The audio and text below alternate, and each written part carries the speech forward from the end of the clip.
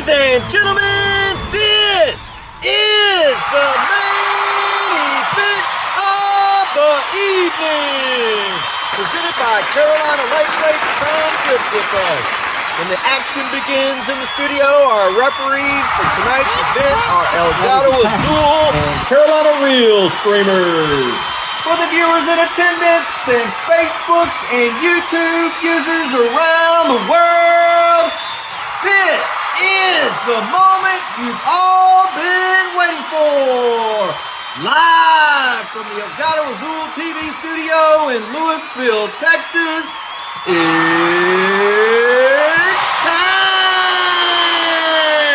time!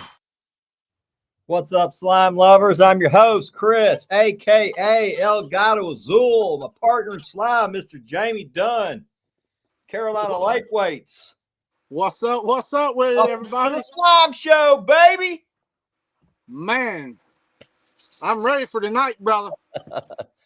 So, how looked like y'all had some fun this weekend? Yeah, man, it was good. Finally got Rebecca back on the boat. Well, she had to show me how to fish, but Yeah, it looks like y'all did pretty dang good. yeah, man, we had a good time. We caught some nice blues, and she had to show out. And the last spot of the afternoon had to show out on a Hail Mary, is what I called it, and brought in a nice flathead, and said that's how she wanted to finish off the day, and she showed it out.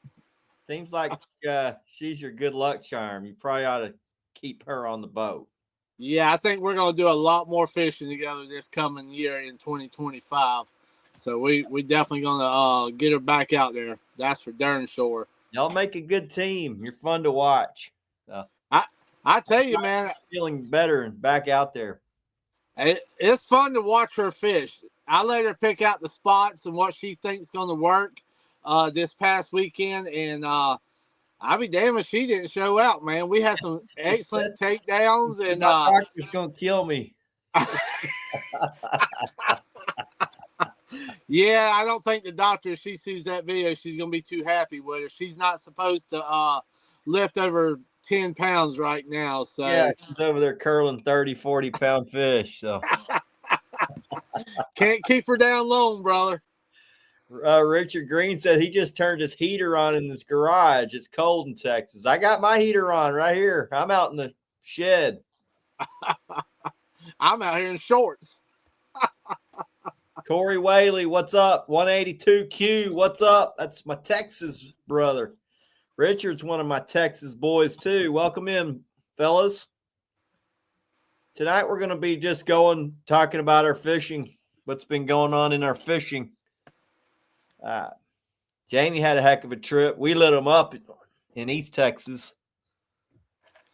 Yeah, I tuned in and I said, man, Chris, you got me over here tired, man, pulling in all them fish, you and Jackson. I was like, holy crap. Creole says it's supposed to be 37 in the morning there in Louisiana. Wow. That's supposed to be 37 here. So big fish season, baby. We've been doing pretty good, but it's once our water was 67, I think, Sunday when I fished.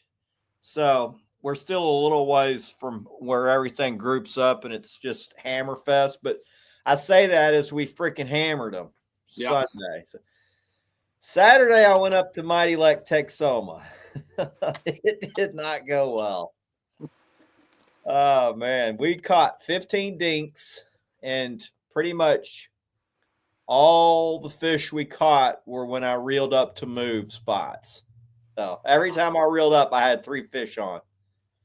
Man. We moved 5 times. We caught 15 fish. I didn't catch any. They just caught themselves. But I decided I was going to make a move to East Texas after that. And thank God I did, because we had a 65 fish day in the end. I think we caught 60 we had 60 by the end of our live stream. We missed our giant, but that's fishing. We caught a bunch of 30, 40 pounders, a bunch of 20s. It was lights out, man. We had a rainstorm coming Sunday night. I knew it was going to be good fishing if I could get in the right spot. And I lucked out because the first spot I checked was freaking loaded, dude. Crazy. Loaded draft. I knew when you went live, I said, "Oh man, we're getting ready to see some." I went live after the wind died. So I'd planned on going live that morning, and as soon as I got started, I saw my graph. I'm like, "Oh yeah, it's going to be a good day." But I had got my ass kicked so bad the day before, I was still a little bit weary. So I threw down. I got everything out, and immediately started catching fish. And I could never. There was not a chance for me to turn the live on for 3 hours. I mean, it was fish after fish after fish after fish. I had 10 rods in the boat at one time with no rods in the water. Everything was in the boat. So, wow. It was an insane freaking bite before that storm blew through. Man,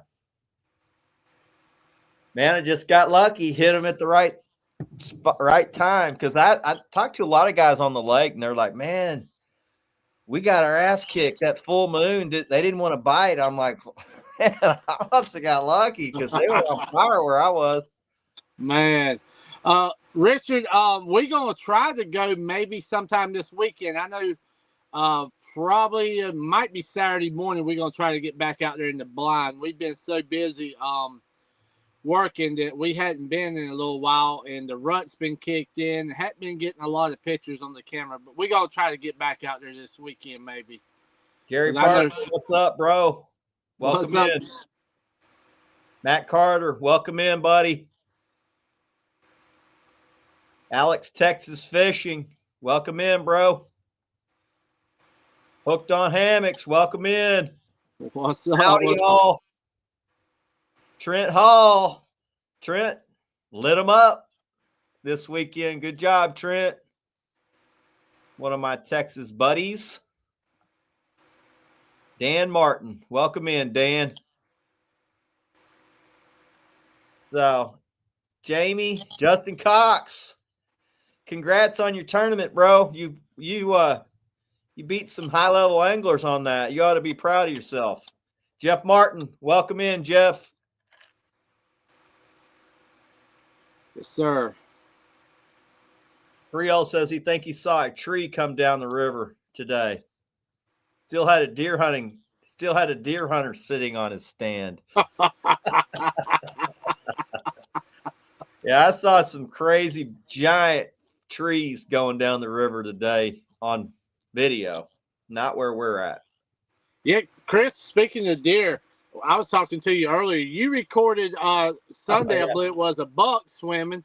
We recorded Saturday 3 does swimming just in front of us where the boat was. It was kind of wild. It's like the deer were moving around everywhere, man, this past weekend. Yeah, let me see if I got that one. I tried to do screen share, and for whatever reason, I can't get it to work tonight. Imagine that, guys. But yeah, I tell you, it this past weekend, it felt good to finally get back on our home waters. Like I said, I'm in fishing some tournaments out of town and fishing the Classic down in Santee, and finally check this one out.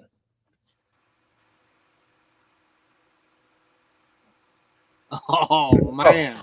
Wait, let me start that over.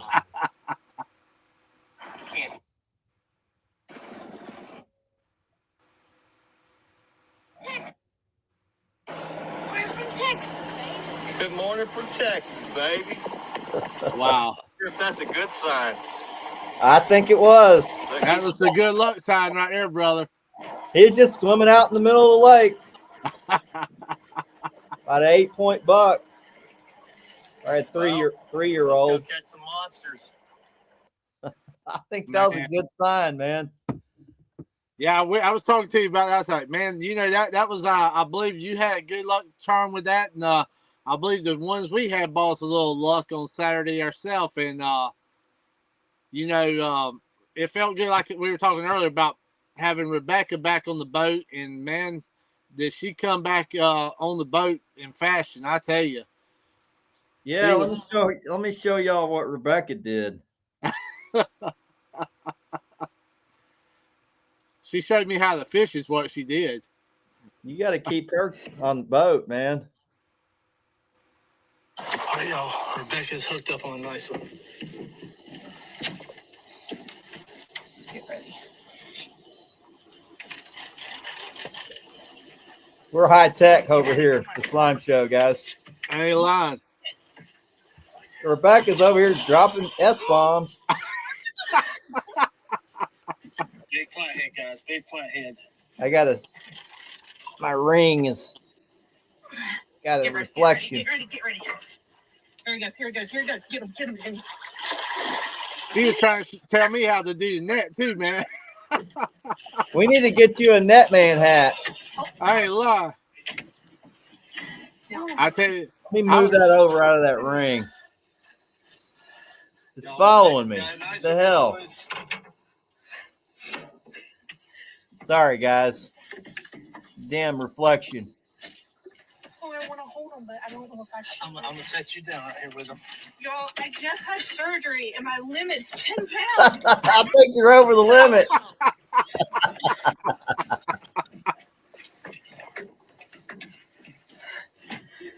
I tell you, I was thinking the whole time, Chris, I better not miss that fish when I was going into water for the net.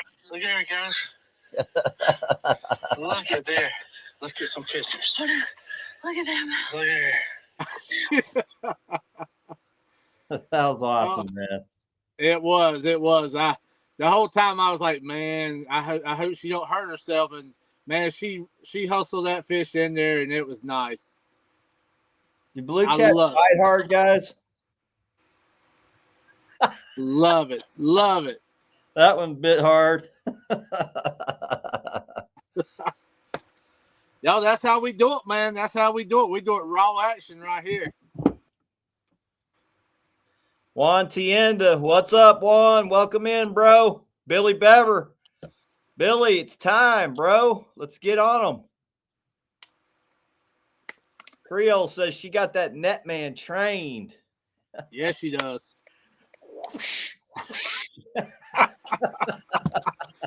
I'm gonna tell you, brother, I'd rather for her to catch him, and I love watching her.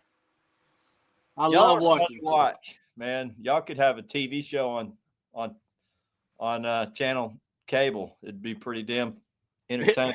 It'll be hilarious. I promise you that. That girl, she's something else, man. I don't know about you, but she's entertaining. Hey, everybody tunes in to watch her anyway. Now, y'all are a great team, man. No doubt. Man. Mosley said he just got his hats. Nice, man. Good stuff today, Jamie. Thank y'all as always. Yeah, Mama, she hooked him up and got him his hats, and she done a good job on them, man. I appreciate you, Matt. Really do, brother. Stink over stink. What's up, bro?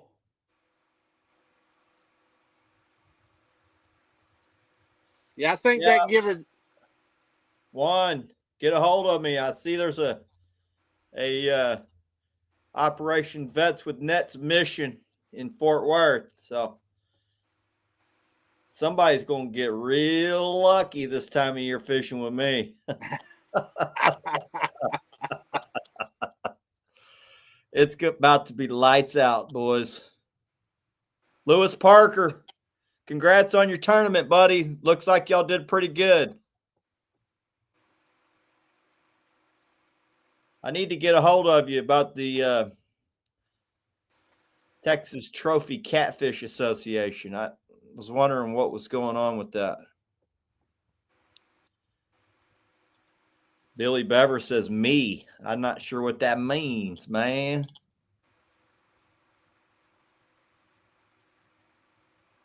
I know Jeff is expecting someone close to there to sign up too. Well, let Jeff take them. Mike Mitchell, welcome in, bro.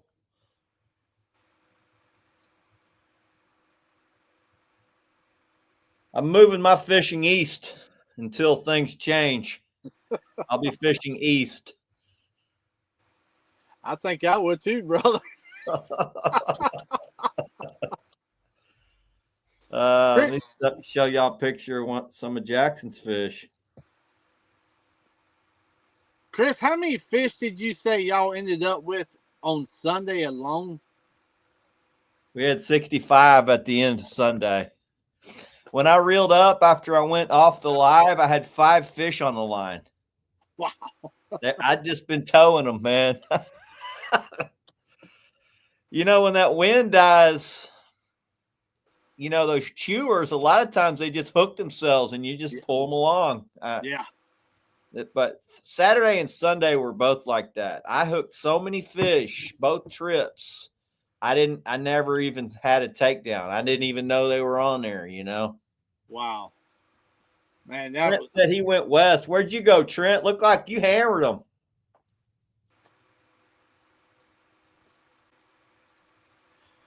Dink, you come fish with me anytime. I've told you that my boat, I always have a place for you on my boat. All you got to do is show up, buddy. And, you know, that goes for any of you guys. Any of y'all want to come fish with me, just let me know. We'll make it happen. I would suggest now through March, April, it's a guarantee pretty much for good fish this time of year here. If we hit them on a good weather day, it's freaking lights out, crazy action, big fish all day. We hit them on a bad day, we may only catch a few. So we're about to get into that time of year where we're nailing like 50s and 60s consistently. Right now, it's a 40 is a good fish for us, you know. I've had a chance at 50s the last 3 or 4 trips, and for whatever reason, we've lost them. So, yeah, Chris, I think myself and Rebecca, we're gonna get back to a spot maybe one day. Well, let's put it one night next week, and might try to do a live. And if everything goes right, hopefully we can have a heck of a night fishing down towards Santee Cooper down there, and we've been catching some good fish down there lately. Yeah, I went live for the second half of the day after the wind died, and I was thinking to myself, well, this might not go well after this wind got crapped out on me. But, I mean, we still caught another 25 fish, you know, with no wind. So, man, I don't know why they were I mean, I know that there was a big storm coming. Yeah. You know? So I knew it was a good chance we would get on them. If I could find the right group of fish, it would be on. And, you know, I got lucky. I went straight to where I thought, you know, well, I went straight to where I caught them before there 3 weeks ago, and they were there. So, I had sent my buddy Trent on a no-win day, and they just got their tails handed to them. They caught dinks, you know. I know. I believe I messaged you while you were on live. I said, Chris, your arm's going to hurt tonight, and I think you're going to be sick of catching fish. Trent said that wind didn't stop Saturday. I was up at Texoma Saturday. Tell me about it. I don't know if y'all ever been on Texoma with 20-mile-an-hour winds. It's like being on most lakes in 35-mile-an-hour winds. It's crazy out there. I can say my bilge pump was working a lot that day. So, and we got our ass kicked. We caught 15 dinks. Not a single big fish. First trip in 2 months, we hadn't at least caught one good one. So I left. Said, I am moving far away from this lake. Moving far away, huh? Trent, Saturday, I expect it to be real good if we can find them.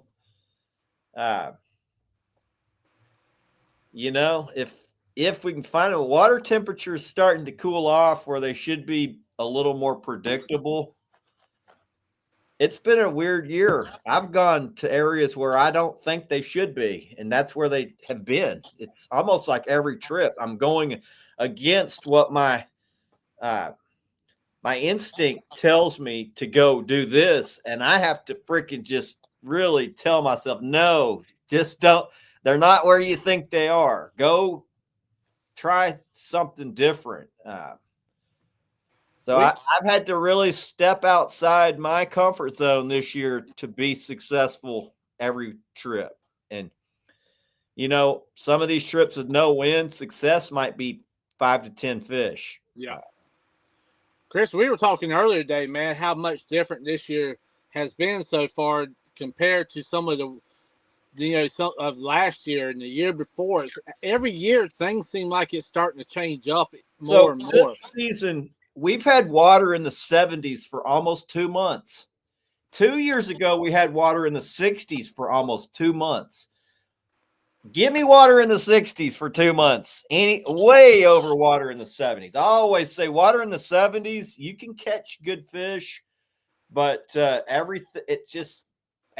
you're not going to have a day where you really hammer them, unless maybe you're on a lake where there's striper, where there's something that's drawing them to it. But most lakes, everything scatters with water in the 70s, and it just becomes, now you can still do well, but consistently having great trips is more difficult. I always have said water in the 70s is not good for trophy catfishing consistently. You can still catch them. And I mean, we did it. We caught them, but it was not anything I'm used to. So water in the 60s for me is a very welcome thing. And we got big cold fronts. Finally, we got big cold fronts that are coming consistently. So we're going to blow right through the 60s and drop into the 50s rather quickly, I think. Now it may warm back up and screw all that back up, but water in the 60s, the catfish start to become more predictable. Water in the 50s, it's like a guarantee. They're easy for me. They're easy to find. Large groups of big catfish.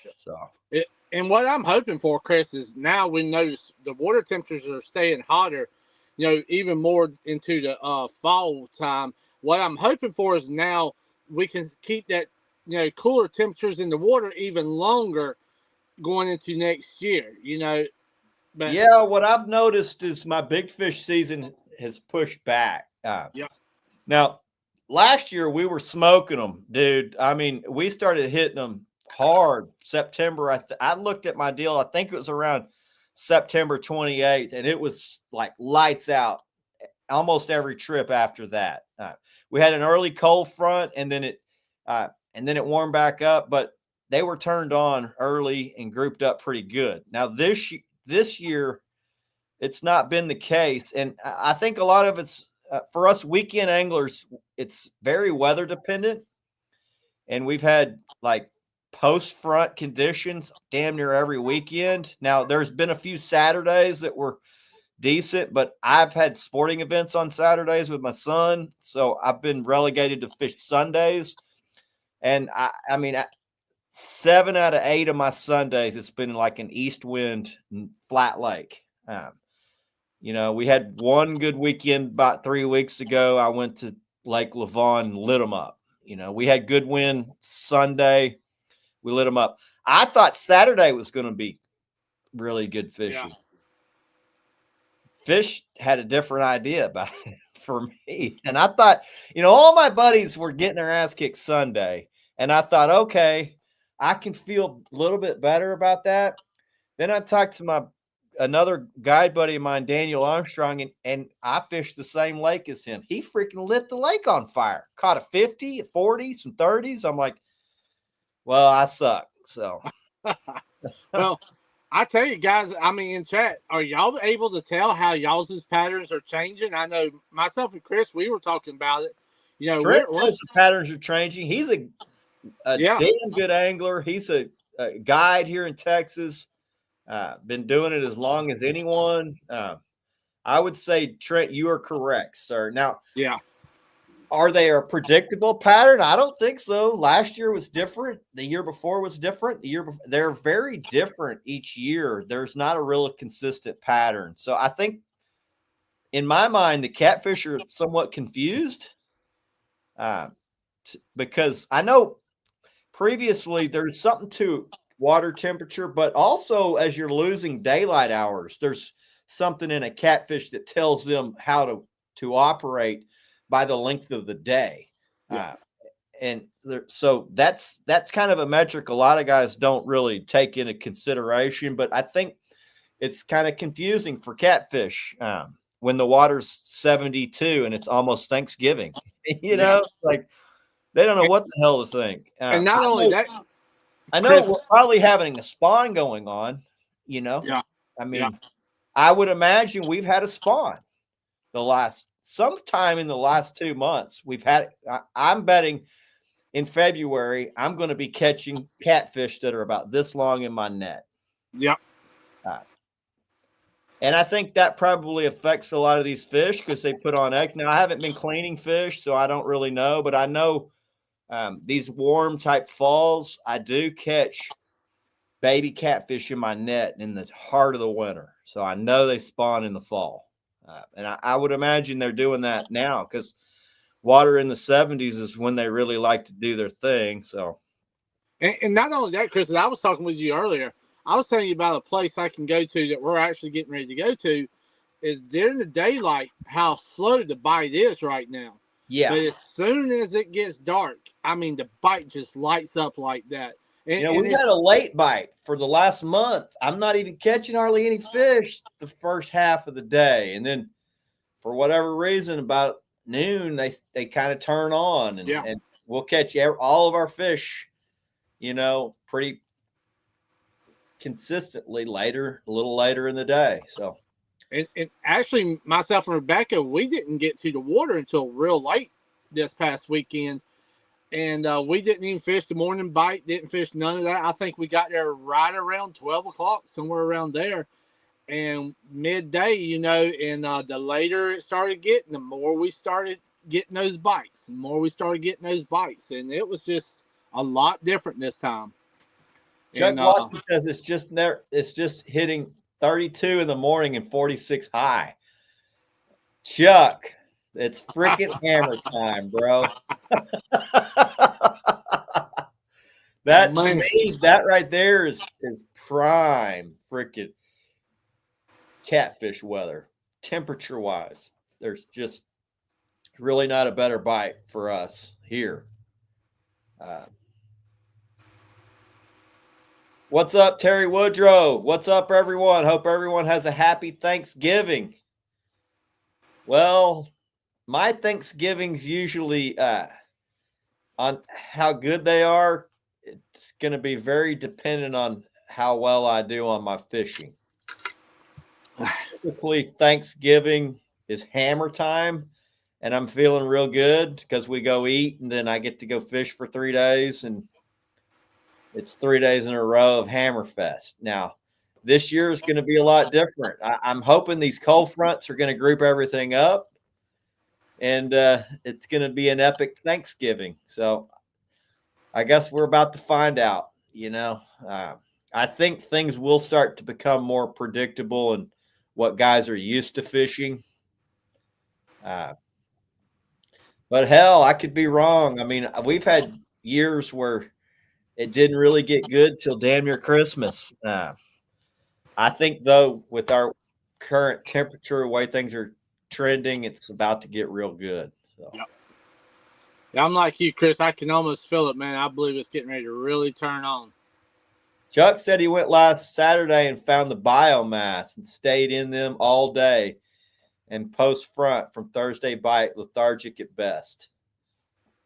Yep. Post front, so Sunday I fished, and the first half of the day was pre-front, and we hammered them. The second half of the day after the front kind of went through, the wind died, and it was just chewing. Every fish that was biting was chewing, and we were still catching them, but it was just completely different from the morning before that morning before that front had hit. It was just slam, rods were just freaking get hammered.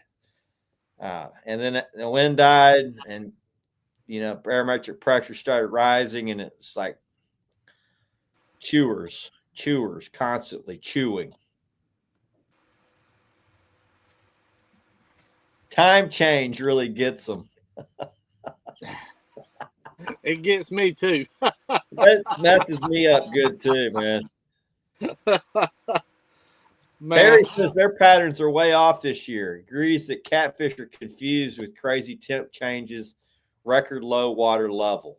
Yeah, we didn't even have rain up until about a week ago.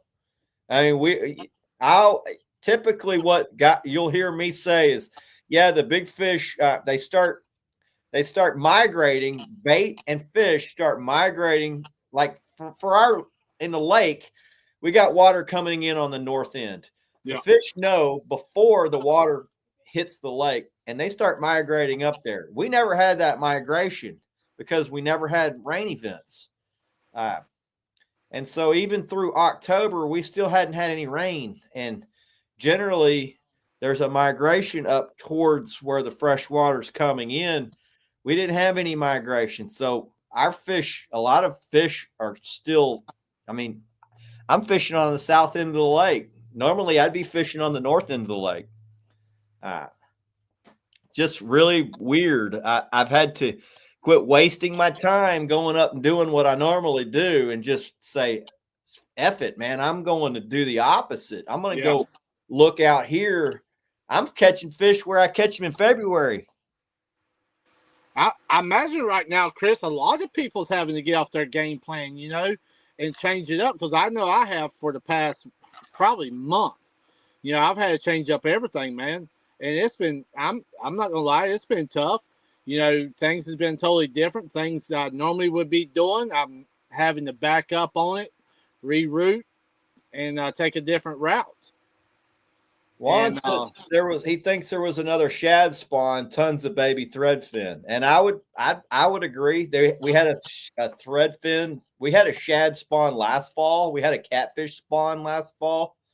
I would imagine we had another one this time. When you have as much time as we've had with the consistent water temperatures, it happens, and it's happened the last 3 years in a row now. So it's becoming a normal thing. Our lakes are so full of shad and baby catfish. It's crazy. It's insane how many tiny there needs to be some guys that come in there and catch a lot of those little things and eat them. So Trent, go keep some fish.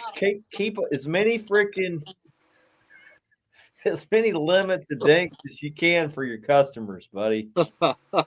Hey, with you, Vess. Oh, man. Yeah, Trent says Saturday was the first day he caught fish early and afternoon for a month and a half. And I would agree, except for that day that I fished and we had south wind, where, I smoked them from the first 5 minutes I threw down until when I reeled up, I was catching fish. And that's been two trips out of the past 9. 2 out of 9 trips. I was getting to a point where I was telling Jamie, I was like, man, I'm getting where this sucks, man. If this was my fishing all the time, it wouldn't be, I wouldn't be so enthusiastic about golf, because it's been brutal. But and what's so wild, Chris, is it's not only in your area, my area, it's all over the place, man.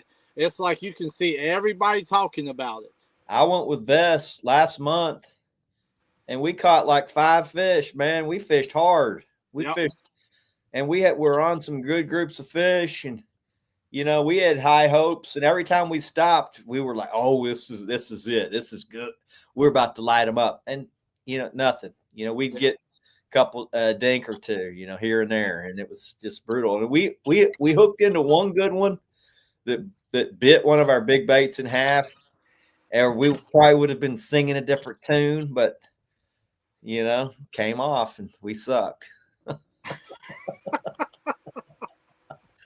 I told Vess, with as much experience as we've got in this boat, you think these fish would just jump in the boat to take a picture, but that ain't how it works. Yeah, I tell you, man, that wind it means a lot. A lot of people don't realize how much the wind means. I found that out firsthand during the Classic down on Santee Cooper that, it means everything in the world. Our day one to compare to our day two, there was no comparison. I mean, it really wasn't. You catch fish in any condition, but they prefer to have some wind. Yeah. Me and Mosley went last year, a post front day. We had no wind. The lake was literally glass. And I told Matt, I said, man, we'll be lucky if we ain't get skunked, but we'll be lucky to catch any good fish. Yeah. And then we went and lit them up. We freaking lit them up all day long. I don't know, what makes them decide, okay, today's no wind and post front high pressure and I'll still bite. I've had some great trips like that, but for the most part, high pressure, no wind, lake of glass means tough day fighting off a skunk. 5 fish day, all dinks. Yeah.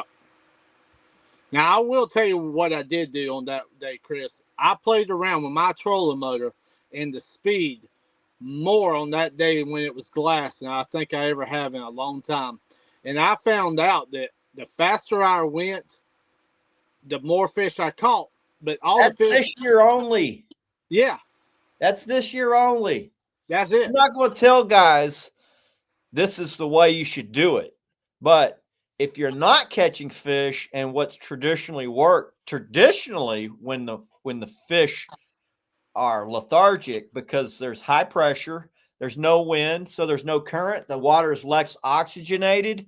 Yep. They sink down into the mud, they don't feel good. Traditionally, you slow down. Traditionally, you put your leaders down on the bottom. You shrink your baits. This year, all of our fish on those days have come off the biggest baits, longer leaders, hauling ass. Yes. I have no idea. I'd like to say that I know. I don't know. I have no idea why they're like that this year. But I've had to move, man. I've been moving. As soon as the wind dies, I crank it up. I'm not slowing down. And I've been able to still put some decent fish in the boat doing it that way. Yeah. Even the moon phases this year, Chris, can you tell a difference with the moon phases this year? No, we've got a guy here in Texas that has what's called the Lens Catfish Calendar, and he swears by it about this catfish calendar, this deal that he's found that goes that has to do with the moon. It's not just the moon. There's the moon, but there's also like the solar system. There's like planetary alignments, and he's come up with this way that these fish bite on this cycle. A lot of people call it the 3-day cycle and all this crap. I have never gone by that. I have followed it and fished up against it and kicked its ass way too many times for me to say, okay, I'm going to go with what he's saying or with what all these other fish apps are saying. It's planetary alignment's not made to catch fish today. Because I've had days where everything is against me and I still kicked ass. Yep.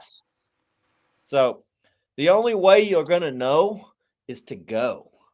And see, we just coming off of a full moon, and man, we done daggone good. I mean, fishing that moon. And I talked to a lot of anglers that were making a lot of excuses about it's a full moon there, and the wind, the as soon as the wind changed, the bite was dead, and that's not the case for us, and it wasn't the case for another one of my guy buddies that kicked my ass Saturday. He was able to figure something out. So anglers like to come up with a reason or an excuse why they didn't do well so they can put the blame on somebody else. But I'm the type of guy who says, okay, well, he figured something out. What did he do that was a little bit different? So I know, there are things that you can do that will help you catch fish on those kinds of days. And a lot of times, like I've said in the past, it's shrinking your baits, downsizing everything, putting things closer to the bottom. Sometimes you got to speed up. My buddy said, man, I was going 0.9. They didn't want it any slower. I'm like, I don't even go 0.9, even on my fastest day. So, I put that in my mind where on a day where I'm just not doing anything, maybe I ought to try to go faster than I've ever gone before, Yeah. And I'm telling you, brother, I was doing 0.8, 0.9, and I mean, don't get me wrong. Now I wasn't on that slick day running that speed. All my fish were pretty much the same size, but I was catching them. And then the next day, when I had the wind, I slowed it back down. yeah, But what it was is, Chris, is what I'm thinking is, when you got the white caps and you got that wind, your boards is out there, it's jumping. Your yeah, bait's down there. It's doing all the work for you. So you're back down around 0.3 to 0.4 to 0.5. And that's where you are good at on windy days. But them days, like I said, this year when that lake has been flat, man, I've been running 0.8, 0.9 I know. to catch the fish. Normally they won't go chase that bait going Yeah. that fast. It's gone, and they're like, let it go, But it's been a different year, no doubt. The patterns are all different. The way that I'm catching them is a lot different. I expect that to all change soon. So Beth says he's going to FOFA Saturday somewhere.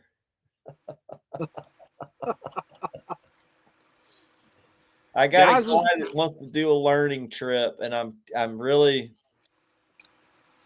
trying to get away from those. I've enjoyed helping guys, but the problem with the learning trips for me is it takes away from what me and my son are doing. And I did lay down some rules to the guy. I said, the big fish are going to have, it's going to be Jackson catching the big fish, and it's not going to be 1,001 questions on basic blue catting. I say you can watch and you can learn by watching. I don't want, I don't mean to be a dick, but it's not Blue Cat 101.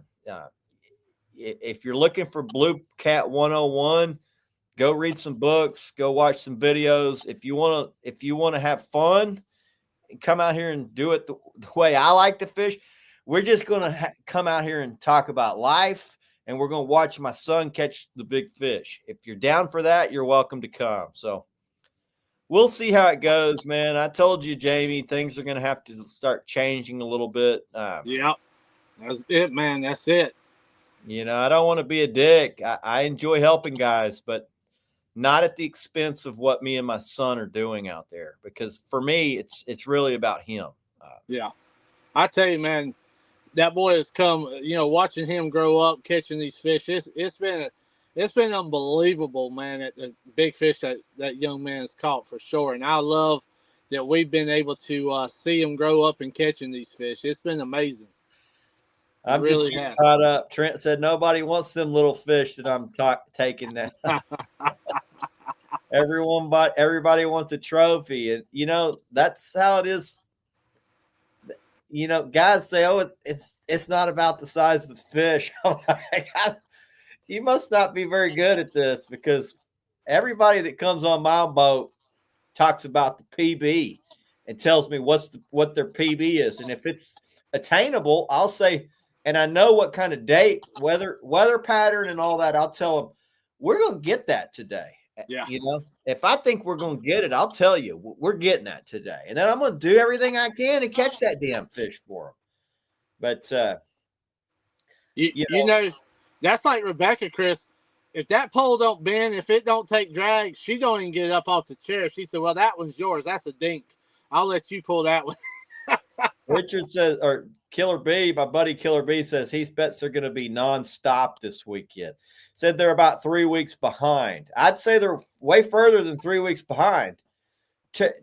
Typically, things start firing up around Halloween, but even before that, if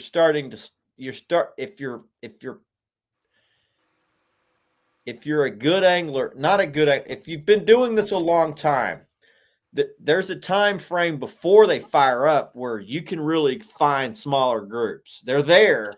They're just not as easy to find as, say, when things start grouping up when the water gets cooler.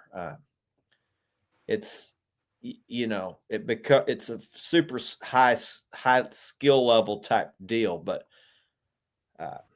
we're about to hit into that phase where you're either going to hammer them or you're going to get totally destroyed. There's no real in between. You're either in the right spot in the lake or you're not. Things really group up, and being in that 90-10 scenario really matters. For a lot of guys, it makes them bang their head against the wall, because when you're first learning, you don't understand all the little nuances that makes them all very predictable. And you see all these guys hammering them, and you're out there getting your ass handed to you. Yeah. But pay attention when you're doing well. Pay attention to your graph. And all I can say is, do not throw down until you see what you like. Don't just fish because you're out there fishing. It's getting to be that time of year where it's the fish are going to be in larger groups piled into areas. And if you're not in the right area, you're wasting your freaking time. What's your game plan, Chris, knowing you got a cold front coming through? What's your game plan for the weekend? Are you going to kind of go search back where you were this past weekend? I will always start where I caught them before. And I'm going to work my way from there where I think they would traverse to. I think they'll probably, instead of being tight to structure, I think they're going to start moving out onto the deeper flats. Maybe I'm wrong, but I think that I might actually finally get to fish a flat. Damn. I don't even remember the last time I got to fish a flat, but I'm going to be fishing the flat, probably somewhere right next to the channel, on the channel. I'm going to be on structure that is hitting the channel. I'm going to try to hit those kinds of spots. So without telling y'all exactly where I'm going to fish, I'm going to be fairly deep. I'm going to be not in the deepest section, but maybe because it's been a weird year. Fish have been deeper this year than they have been in the last 10 years. Well, do you feel that these fish are going to start getting back on that normal pattern now that you're getting these fronts? No. Or you just... No, I think a lot of that normal stuff got kicked out the freaking door. I think from what I'm seeing fish that look like they're in a winter pattern already. I'm starting to see giant groups of bait piled up. I have not seen the gizzard shad piled up yet, but I expect that to be happening fairly soon. I'm going to look I'm going to be in 30 to 40 feet, somewhere in there. Yeah, that's what Richard was just saying, 29 to 42, somewhere in that range off the ledge. If I was on Texoma, I'd be in 70, maybe 80 feet. And I'm going to be honest with you, brother, I'm going totally opposite. I'm going to go probably pretty shallow. Normally my buddy Trent Hall, he'd be shallow, and now he's telling me, no, I'm out in 40 feet. I've been out 40 feet for 3 weeks, doing pretty good. I'm like, where are you at? Anchored up in some timber somewhere? And he's like, no, hell with that. I'm out deep, dragging. I'm like, well, so there you go. Guy that's normally up shallow in timber is out dragging deep. Yeah. Yeah, and we were talking earlier how different the lakes can be, man. And, even the river. Shallow and timber year round.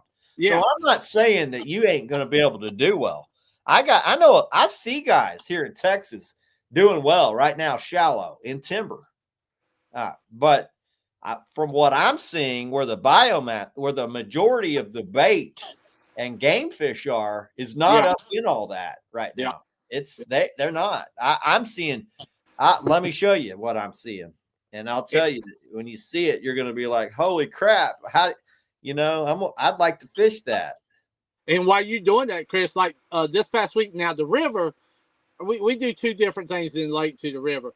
Now the river, our best depth this weekend was actually around the 15 to 10 foot mark this I past saw weekend. guys catching fish up there, but let me show you what I fished in 40 and 35 feet.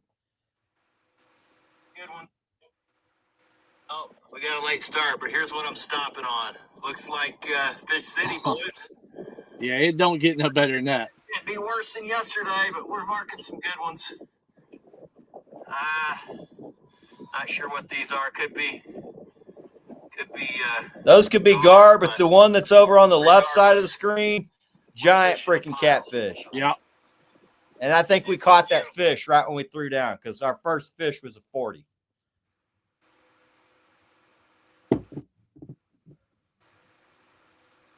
Justin Cox says he loves watching those planer boards shoot across under the water in glass water. We had them going. We had them dancing last trip, Justin. They were. I had one where the rod got slammed so hard it looked like a jet ski had grabbed it, and the planer board didn't surface for 30 yards. It was crazy. Don't you love when that happens, brother? Man, that planer board disappears. It just makes your heart just jump out your chest. Dodie says Jesus Christ says when they're going to bite or not, in his opinion. That's true. I do a lot of praying on the water. The more I do, the more I pray. You'd be surprised. God will answer your prayers a lot of times on the water.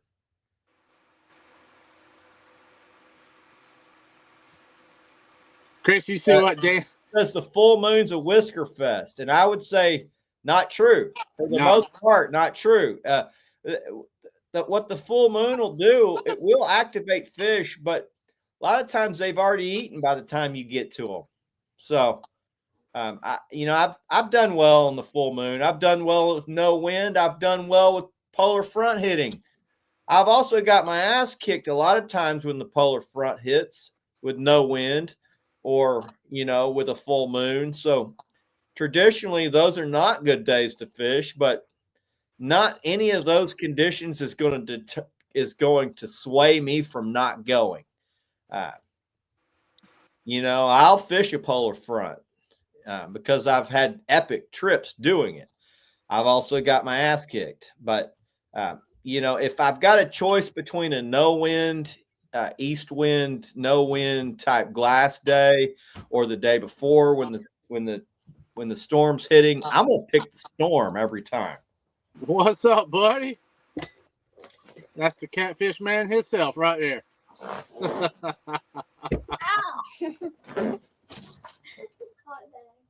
All right, get that dog out of here. Get that dog out of here before he chews something up. Cookies Outdoors said it's been a rough on the Missouri River lately. They were biting good around Halloween, then biting just completely shut off. Yeah, it seems like we were saying, man, earlier that it's Chuck Watkins says January 20th, it's all good again.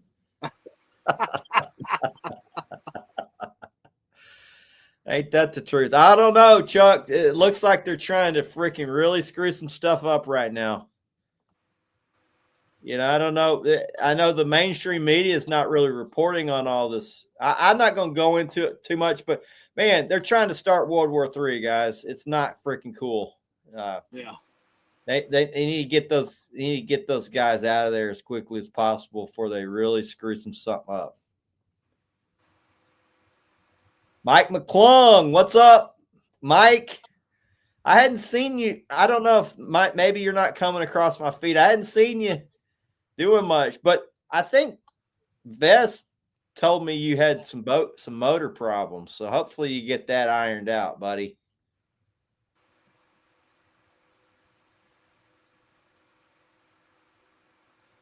Kermit the Prince, welcome in, bro. Dan said Nathan Lorick. Nathan's the guy that's supposed to be going fishing with me Saturday. So, heck yeah. We're doing a learning trip. I think we're going to go hit Levon, Nathan. Dan, did you see the Dan says disco and the tornado equals good times.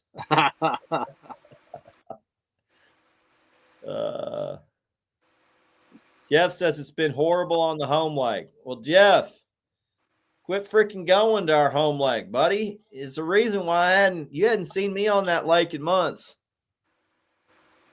I hadn't been doing much better traveling, but I have had several really good trips.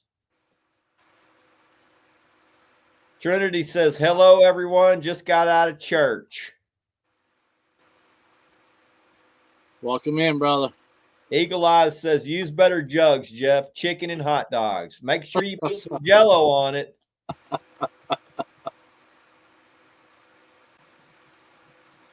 And make sure that's frozen chicken, too, Jeff. When you put it in the water, it needs to be frozen.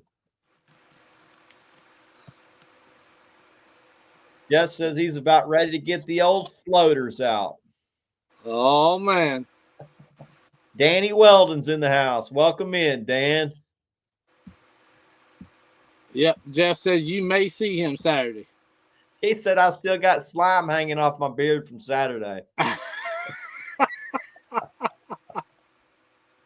Oh, man. I washed all the gear and man, it don't come off in one wash, guys. So normally I can put it all, I'll soak it in the tub overnight with detergent, vinegar, and baking soda. But what I forgot to put in there was the Dawn.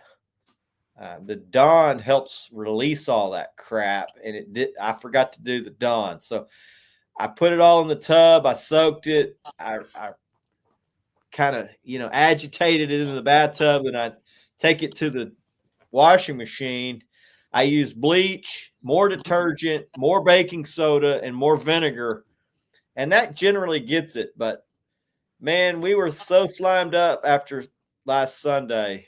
This shirt is the shirt I wore. When I put it on, as soon as my body heat kicked in, I was like, damn it. That's a stinking slimed out shirt. Jeff said he ain't messing around no more, Chris. He's using whole chickens. That's what you got to do, Jeff. Use them whole chickens. Make sure you soak it in Jell-O.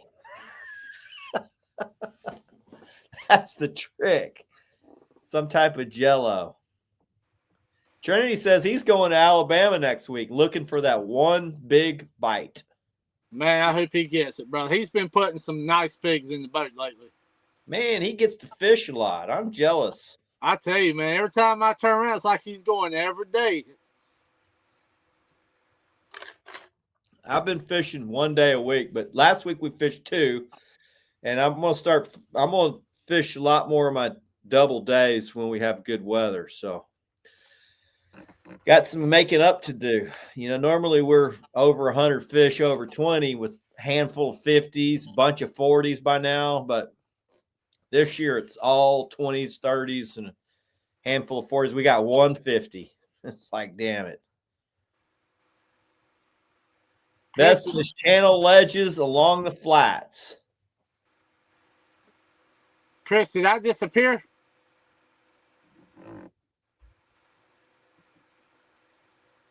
Have you been gone a while? Yeah. Damn, I'm looking at chat. I'm reading chat. I didn't look at the screen in 20 minutes. That's what I've been doing. I've been like over here looking at. I'm just chatting over here with chat.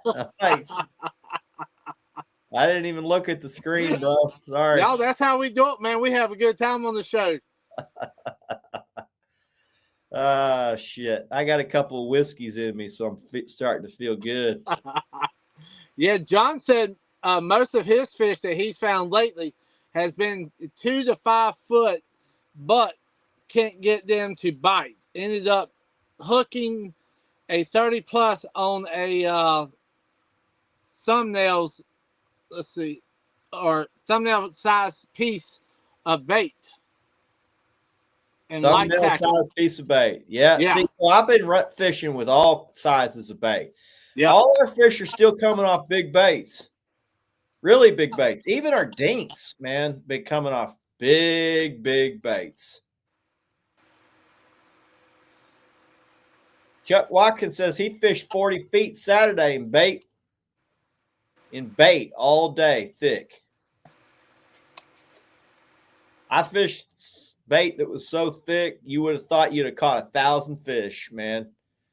You know, I mean, I don't know how many we went through to catch 60. You would think I probably went through several 100,000 fish, man, to catch 60. So, you know, you got to go through a bunch to get some in the boat. So Trent says he'll be starting 35 to 40 again. Go less if they moved. That's what I'm going to do, Trent. I'm going to go straight back to where I've been. And then I'm going to work my way up that way. And last 5 years, I've been up in 20 feet right now. I'm in 20 feet. It's almost, I mean, I can go through my phone and look, and all my graph picks, water's already hit. Water's right in the 50s right now. I'm in 20 feet. We're about it's usually about one major front from pushing them a little deeper. Just completely different this year than what I'm used to. Chris, Jeff was asking, how long was your leader Sunday? 2 to 3 feet. Most everything come off longer leaders. I had short leaders on. They didn't catch much. I don't know why. I tell you what, man, it looked like you were catching a lot off of the rattles. I was watching. You had a lot of the rattles on. That you Big were catching. fish were wanting that green that looks like a rocket. Yeah. What's that one called? That one right. Let me see. That one right there is the I got some in this. That's it. That one right there. Yep. Now, why they choose to hit a certain rattle on a certain day? The big fish like that rattle. We caught most of our fish off one rig, and it was that one. The Carolina Stunner. Yep. That's, man. Actually, that right there, Chris. We were using this one last weekend in Santee, or the weekend before, I forget. And we done very well for that same rattle down there also. I don't know why they decide on which one they want that particular day, but they like that one that day. Our biggest ones like that one. Now, we were catching fish on other rigs, but our biggest ones all wanted that come off that one. So Jeff said he fished 5 to 35 Saturday and Sunday and got his butt kicked. Yep. You got to try some different crap, Jeff. I don't believe they're in that old lake this year. We didn't have all the rain to make them move up into there or stay up in there. We're just now having rain, so you might start seeing fish up in there. But I think the water temperature is cooling off now. It may be one of those years where they're not on that side of the lake. So change lakes. and Chris, I was going to say that rig that y'all saw, Rebecca, I've had some questions asked about that rig. That is the new flathead rig, but I will not be really releasing that one until after February, because we still been making sure everything's good with that rig. But that rig, y'all saw it in action Saturday, but that is the new rig, and it will be coming out probably February, March, somewhere in March. So, yeah. Juan said 2 weeks ago he caught close to the deepest part of the water, and temp was 64. Low 30s for the lows, 3 days straight, so going deeper again.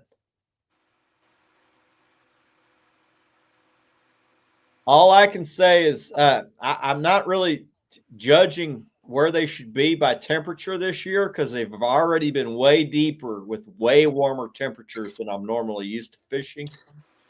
Water in the 60s and 70s. I'm typically closer up around the creek mouths where it's shallow, and we've had rain coming in. But this year, even after the rain event, the fish weren't up there. I don't know why. I don't know if they just found a different pattern in the deep water. They were all the fish I've been around have been around game fish like sand bass and hybrids and striper. When I'm on Texoma, they're all around the striper. When I've done well on my other lakes, they're always around the sand bass and crappie. So, Corey, glad to see you back, brother. I know you've been going through a lot. We talked earlier on the earlier show today. We still sending our prayers out to you and your family, buddy. Good to see you back. At Whaley? Corey did just come in. He just popped in on chat. You got some? Mom, Sure. Thanks. No. Don't. Mom hit it. Appreciate that, buddy. Yeah, Randall, that rig that Chris was using or the one I was using? Probably the one Chris was using. Bill said he caught his biggest one in the deepest part of the lake 2 weeks ago.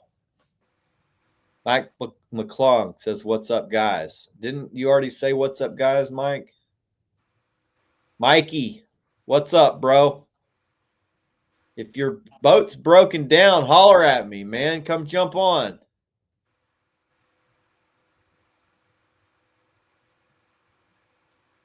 Cookies Outdoors. Doty says they were good in the Missouri River lately, but haven't been good in the Missouri River lately, but we're biting good around Halloween. Yeah. Then it completely shut off.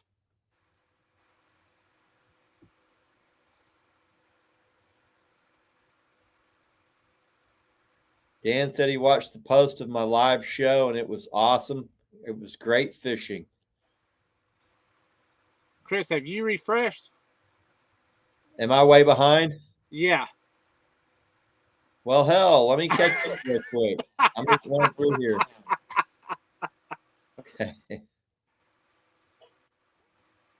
I could tell the way you were like, where are you seeing your comments, John Jamie? Mark Vidal, what's up, bro? John Lowe, welcome in, man.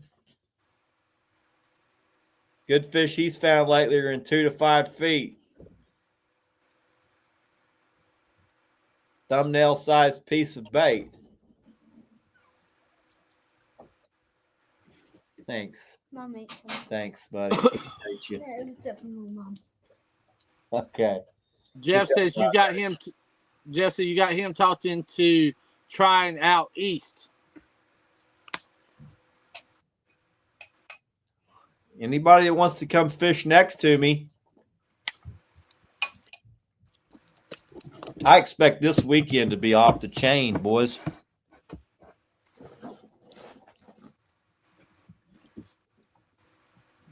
Just show up. I'll tell you what ramp. Show up.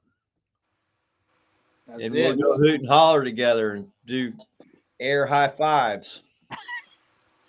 Randall said he's going to be dragging Wheeler and Wilson all next week.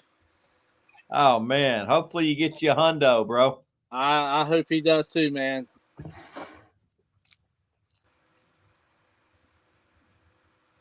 Trinity says that's a good-looking rig I was using. It is a good-looking rig. That rig, certain days, that's the one they like. Like I said, I don't know what makes them choose, but certain days, that one's the one, man. Jeff Martin says, you got me talked into trying out east. Yep. Come fish next to me, man. We'll light them up, bro. And then he said he's going to fish next to you. And then he says, shit, I'm tying on to you. He's going to tie up your boat. Must be 10 to 15 mile an hour wind, so they should be biting good, man. Now, if they're not where I've been fishing, I'm going to have to go looking. So I'm pretty sure I can track them down. From the groups that I've been seeing, they should not scatter. They should group up. They're going to be really grouped up good somewhere.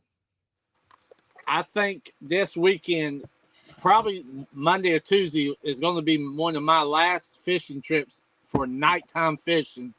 for the year, probably. So maybe Monday or Tuesday, we're going to hit it one more time at night, and it's probably going to be our last nighttime fishing trip. Bill says he wants to hit Richland Chambers in the winter. Should be fun in the kayak. I know some awesome anglers on Richland Chambers. One of our teammates, Billy Bever, fishes Richland Chambers. One of my good buddies, it's a guide, is the king of Richland Chambers. Just hit me up, and I'll get you whatever intel you need, Bill.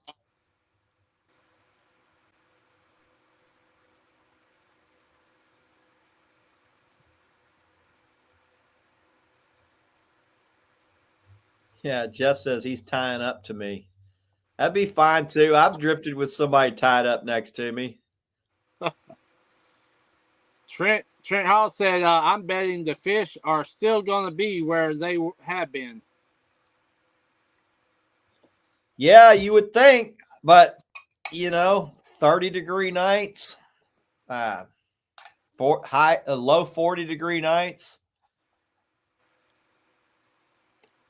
Pretty good temperature swing than what we've had, so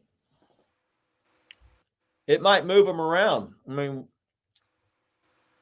we're going to have to find out. There was a huge rain event after I fished. Yeah. That rain can really make them move, so all we can do is just show up and go try to track them down, Trent. I'm hoping they're in the same spot. If they're not, I'm pretty confident I can go find them. Chris, I imagine you got some people calling DoorDash right now trying to order some food. You're making Man, I wasn't able to eat before I I was getting ready to send Rebecca a message. Cook some bacon. Jason Fish says, can't wait to get back out, getting an enclosure on the tune. Oh, that's Mark. Mark, we smoked them Sunday, and I smoked them 3 weeks ago, too. Those are the only 2 trips I've been to Lavon this fall. I did go in August, and we got a 50, which was crazy to me. But it's been a weird fall for us here. So I expect everything to really fire up from here on out. Chris, now that the weather's getting pretty right, we're going to have to schedule a time where we can collaborate and have 2 get back out fishing again. Y'all fishing this weekend? I don't know if we're going to get this weekend. It's probably going to be Monday or Tuesday, but where we can get out there on a Sunday or a Saturday and have a live together. Trent, you're right about that. And where my fish have been, buddy, I should be able to run up the channel and check every piece of structure on my way north and be able to track them down. I don't think they should scatter with what we've had. I think they should just group up better. I do think they'll probably move out onto the flats. That's my hunch. We'll see. I mean, we've been smoking them out deep for the last few times we've got them good. And all my buddies that are kicking ass in the middle of the week when they got wind, they're all deep. It's hammer time out in the deeper water. So. Yeah. John said, just talked back up on CLWs for this season. Hope to put them to use this weekend. Heck yeah. Man, I hope you get you some nice ones, my friend. I've known John about 10 years. He's a Texas catfish angler. He fished out. Seemed like you moved somewhere, John, but he fishes out west, kind of around where Eagle Eyes Tienda fishes.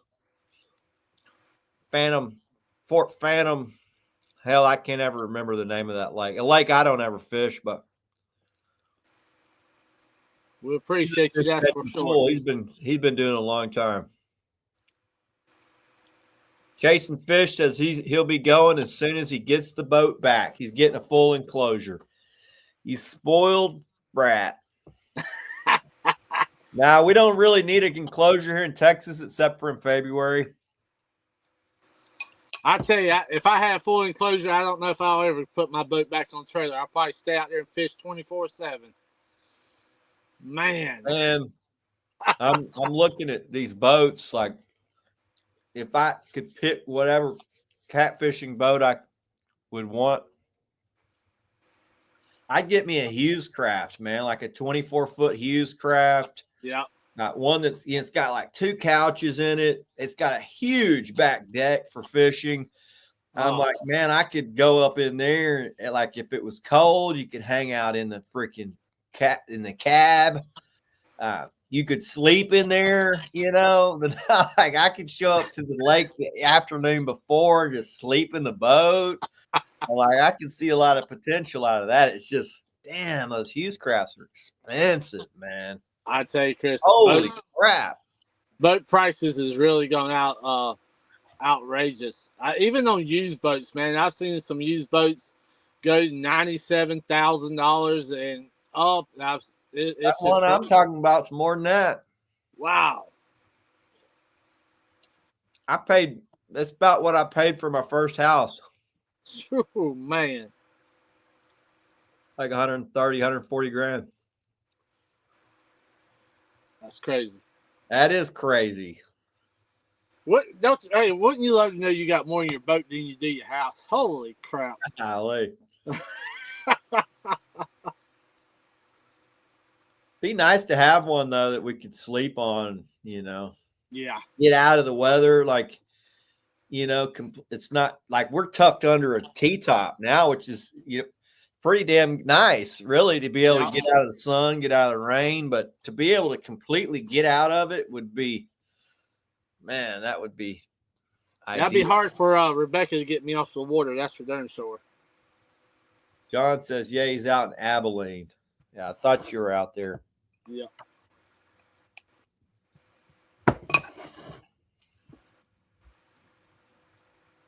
Looks Jesse like Ogden, what's up, Jesse? How you doing, buddy? He says he uses a tarp over the bimini side to side. Actually, I do have a tarp on my boat because I've only got a bimini, and when it does, that's what I've got, and it works excellent, man. I call it my redneck shelter.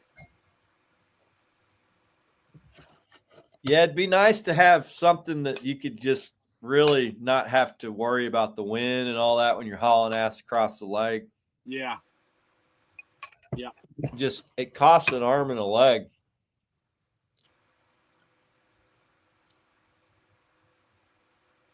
I fish on my buddy's pontoons. I'm like, man, this is comfortable. I can see myself going back to a pontoon one day. You know, Chris, I had one of them. And the only reason I got rid of it is because of the tournament fishing. You know, I wanted something where I could get out there and stay with these guys. But actually, I missed the room being able to get up, walk around. Hell, I even sometime would bring the recliner, put the TV on the pontoon boat with a PlayStation for the kids, and it was a blast. Yeah, they're good, except for like in the wintertime when there's big wind and big waves. Yeah. It's a wet ride, buddy. Oh, yeah.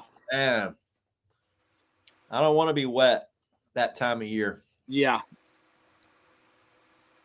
That's for darn sure. It's hard to slow down, really, when you're going in big water.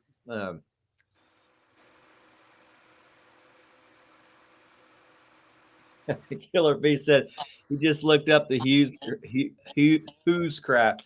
I don't know how you pronounce it. Hewes, Hughes craft. And holy crap. They're awesome, though, right, Bill? I would get that the Ocean 240. Man, that's like when you win the lottery right there, brother. Ultimate dream catfish boat right there. Like 140 grand. Whew.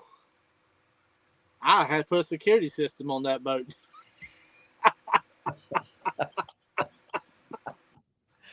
Got 2 couches in it, you know, like oh man. And full enclosure, like hard core, and then a giant back deck. Like, Yeah, I'd be begging Rebecca to send me to the doghouse, and that would be my doghouse. Easy cat from Sea Arc is what Jesse wants. Those won't work in Texas. Yeah, I tell you, the Easy Cats are nice, but I've learned because of having the Sea Arc Pro Cat 240 that even Santee Cooper, I would like to have something bigger. I really would. That don't sit as far as the rear of the boat is cut so shallow where the waves can come in the back. Man, that's a scary thought. That's the thing about that Hughes craft. It's an ocean boat. Yeah, I like that. Safe. Yeah. You know, our water gets huge here, guys. Y'all should have seen the waves I was on Saturday. It was crazy. My buddies were like, we're leaving the lake. How's it going over there? I'm like, I'm fine. You know, I was fine in my boat, but they all left. They all got the hell off the lake. They're like, man, water coming over the gunnels. If I stayed down there where you were, Chris, I definitely would have to sell my Sea Arc and get something different for sure. We don't have all the river fishing like y'all do. So, y'all are, it's different. We're in big water lakes. You know, it's more of a, you see a lot of those types of boats, but they leave when the weather gets rough. Yeah. They have to go. It's time to leave, and I don't. So perfect for his river, and they're rock proof. Rock proofs are king. Nice. Yeah, they're definitely the Sea Arcs are definitely the best there is for the rivers. I will say that. I will definitely say that. He fishes out of a Bow Rider Bay boat. Nice. You can fish out of those catfish specific boats here, but on our big water lakes, you're going to be running for cover. There's no, I think I'm going to stay out here. Those guys learn real quick. Time to go. And every one of those boats is off the lake long before I even start getting nervous. So I can only imagine how the water looks if you got nervous. It would have to be pretty darn rough. I was on a live stream one day with constant 5-foot rollers, and we would have an occasional 7-foot roller come through. And I was like, now this right here is not safe. And I think you were watching the live stream and you were like, you going to be okay? I'm like, it's probably not safe out here. Yeah. Yeah.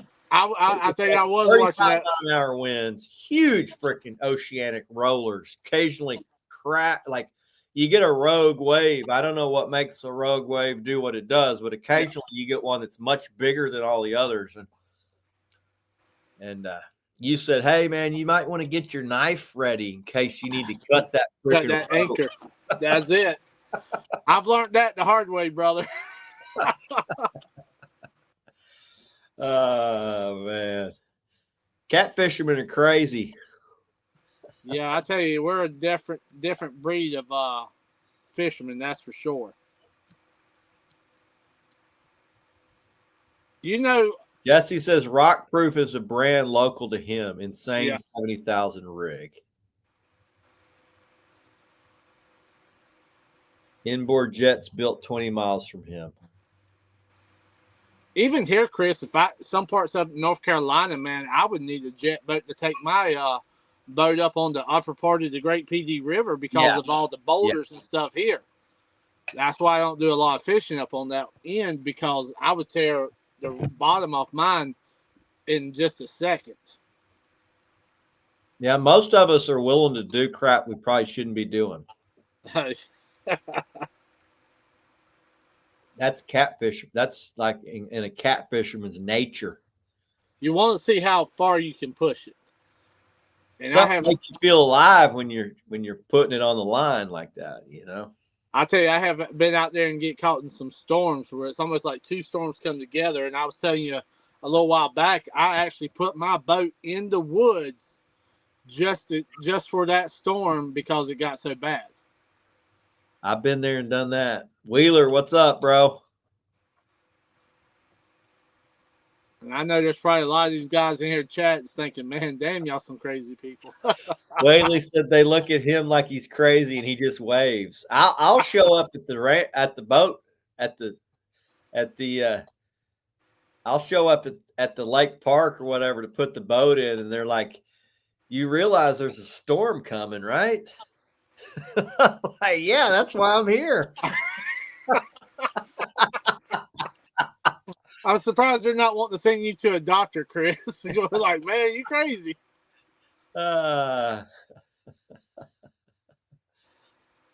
Jesse says need to come up there and fish with him and Terry Woodrow. I'd agree. And be Zim.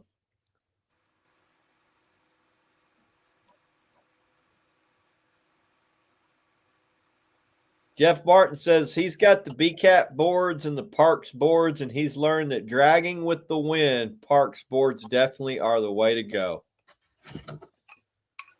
Yeah, you can tell in certain winds, certain days, what boards is definitely going to be working for you.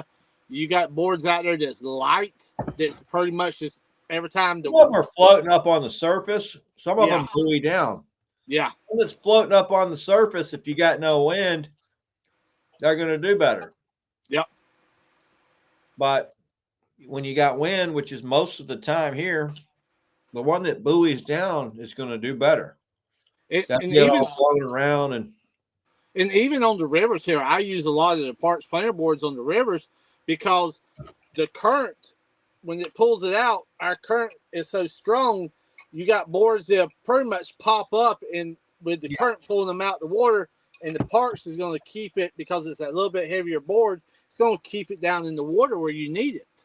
Yeah, my buddies that were using those are like, man, when we get in big water, they're skipping. Yeah. Getting knocked around. What do we do to fix that? I said, get you some Parks. Problem solved. That's it. You'll definitely find out for sure about boards in certain situations. Another thing is I'm not really trying to get mine to pull the best. I'm just trying to get a decent spread and be on the fish. Yeah. Guys like, man, they're pulling great over here, or they're not pulling great over here. I said, but look at the spread you got. You got the same spread because these are really pulling good over here. So, you got to adapt and like put your spread, like get it all spread evenly. So you may have some on this side that are way out there. Okay, now spread everything evenly. These aren't going out as far. So maybe put an extra one over here on this side where they're really spreading good. And maybe one less on this side where they're all kind of bunched up. So, and like we talked about before too, Chris, your boat and my boat, you're going to spread your boards out different than the way my boat would spread the boards out. I've got my right side with spread is easy to set out. Now my left side, I've got to work them a little bit different because of the way my boat, I don't know what it is. We've talked about before that, one side spreads good, but the other side, you kind of got to work it a little different. Yeah. And, they're not always going to spread perfect. You gotta jockey them a little bit. Yep. That's it. And one thing is to have rod holders, not just back on your multi-bars, but on the sides of your boat. So you can kind of rotate them around. Oh, like if they're not pulling good on this side of the boat, you can rotate everything around this way where you get more. And sometimes I have to bring some rods from the back towards the center of the boat and vice versa, on certain different rod holders to make them work a certain way I want them to work. Nathan said the Sea Arc Pro Cat 240s was my dream boat until tonight. But brother, I'm going to speak the truth to you. I love my Sea Arc boat. Don't get me wrong, but guys, I'm going to tell you, for the river, they're perfect. For when I go to Santee Cooper, there's a certain time I will not put my Sea Arc on that water. But I will tell you, ever since I added what they call the wave whackers, it's a clear see-through plexiglass that goes on each side on the back on the transom to block the water from coming into the back on those boats. That money is very well spent, and you can get them. A manufacturer in Minnesota makes them. called wave whackers. The best investment you can make with a Sea Arc boat, because where the motor is on that boat, the transon's cut so low, the waves that hits you from the back is coming constantly in the back of that boat. And I will tell you, last October, I like to sunk my boat on Santee Cooper because of that. So, yeah, just whatever water you fishing, buy the boat for that water. I'll tell you that, if you're on a smaller lake, that ProCat 240 is fine. If you're on a big water lake, I'm going off of not just my boat, which is a high-sided bay boat. So just a regular bay boat even could be dangerous. But I got a high-sided bay boat, which is kind of a hybrid where I can go out into deeper water. That's really ideal. And I learned from my guide buddies, none of them that fish these big lakes, not a single one has one of these Catfish Pacific type boats. They all got fiberglass, Carolina flare boats, something that can cut through water and have high enough sides where big waves aren't constantly coming over the transom, because you're dragging backwards. The water's coming through the back end of the boat, and these lakes can get freaking treacherous and dangerous. Yeah. I can tell you, Chris, I wouldn't put my boat on your water on a windy day. Texoma, when I first started the day, there was lots of aluminum boats on the lake. About 2 hours in, there was not a single aluminum boat on the lake. Wow. Now, when I say aluminum, I mean these Catfish Pacific, the Sea Arc type, flatter bottom type boats. You can get a deep V and even have a pretty small deep V and do well, be able to go. It's going to be rough, but it's a lot safer than a low-sided, like these Catfish boats are almost like a flats boat for fishing flat water, protected, because they're, it's a river boat. I think that's what they're designed for. A lot of guys with them that got them when they first came out here, they rattled them to pieces. All of the weld joints and stuff were coming apart. So, your Tracker Grizzly 1860 is going to be a lot better suited, Nathan, than one of these 24-foot Sea Arcs that is your dream boat. I know you think that I'm talking crazy, but I am telling you that deep V will do much better than one of these Catfish boats. If you're fishing Lake Louisville, Lake Texoma, Lake Tawakoni, any of these lakes that get really big water, fish with something that's. So Mike says he's happy with his sea hunt. I bet you are, you lucky son of a gun. Mike's got him a sea hunt fiberglass bay boat with the Carolina flare. Just it's built for these types of lakes. He doesn't even fish a big lake, but you're not going to have to sit at home in a Sea Arc. Very rare. Yeah. And you'd be surprised at how shallow a bay boat will go. They can go pretty much anywhere one of those boats can go. Maybe a 6-inch different on draft. Yeah, definitely, Chris. If I was moving out to your area, I would definitely sell my boat for sure.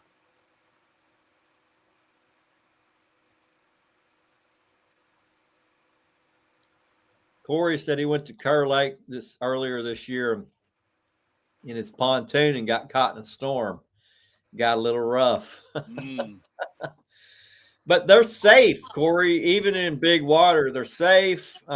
It's a wet ride. It's not real, and they're hard to control in big wind. And I can tell you, I had a 28-footer, and that thing just flexed. You could watch the floor and everything just flex in that thing. High side boats make for dirty rods and reels when the lake is complete glass. No wind. Wait. High side boats. Oh, the chat's moving now. High side boats for dirty rods and reels because it's hard to wash hands. That's a good problem to have, Jeff. Those rods and reels that are dirty, that's a badge of honor. Fishing World 123 tips on how to catch fish when the lake is complete glass, no wind. Yeah. Well, we talked about that early in the show, and traditionally it would be downsize baits, shorten your leaders, and go slow. But this year, we've done the opposite. We've gone fast. We've kept our baits big, and we've kept our leaders long, and that's been how we've caught fish on those days. And almost every trip is those days. So I've tried everything to try to catch them, and that's what's been working. Yeah, Jesse, everybody's loving these new shirts, man. These things have been flying out the door. I can tell you the stock is getting real low in these things.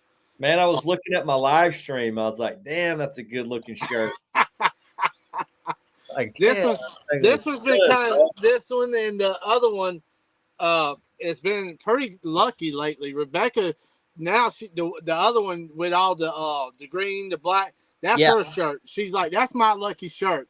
She says, that's the one right there. That's her lucky shirt. And yeah, good looking shirt. It is. And I told her, I said, the one that you got and the one I got on here, Chris, is my two favorites also. Man. But yeah, they're definitely heading out the door pretty quick. So guys, if you ain't got them, you better grab them quick. They are not lasting long. World 123 says, should he target the river where the most current is, Jamie? What? Say that again, Chris. Should he target the river where the most current is, when there's no wind, high pressure? Actually, brother, I would say definitely for sure, because that's one of the things that I always would do is go right where that current is. For sure. And I'll tell you, right now in the river, that average around 15 to 16, somewhere in there has been working pretty darn good for us on the river. Trent said his G3 has been different design transom than much better in rough water, and he loved the ride of his glass center console, but the layout just sucked. It's hard to fish with others on board. And I would agree. Mine's not really built for a big group. I tell you what, I followed Matt Mosley up the lake. He's got a Blazer Bay 24, and damn, that thing freaking it rode good heading up the lake and big. We were just full steam going through 4-foot rollers. His rode better than mine, and mine rides good in big water. So, and we had to make a 10-mile run in 4-foot rollers, and we were going right around 40 miles an hour with just plowing through them, dude. I didn't know if you could see the back. He was wanting to see the back of the shirt, and I was trying my best if I had one. But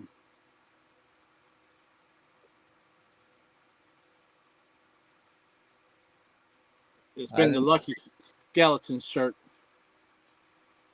Deep V Wheeler says it handled the big Texas lakes even on storms. Deep V's will do that. The thing is the longer the boat, the better it's going to handle going through rollers at speed. It's the distance between the waves is the length of the boat, but then the Deep V is like will cut through them. Carolina Flare will slice through them. They're just built for going through big water. Deep V is going to be a little safer because big waves won't be constantly coming over your transom. Yeah. And depending on what bay boat you got, like mine's a deep hull bay boat. It's deeper than most. And it's very safe in big water.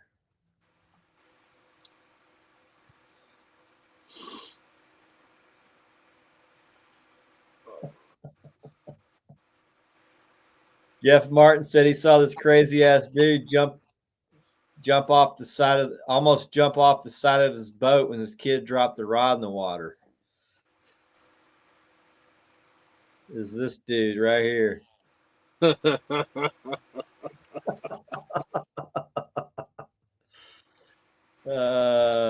Looked like you were seen going out this weekend, Chris.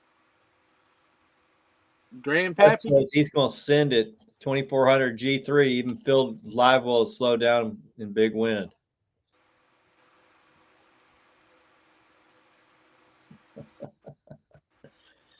Drag it up there to Texoma when those 6-foot rollers are rolling through. Oh, that'll have your butthole tight.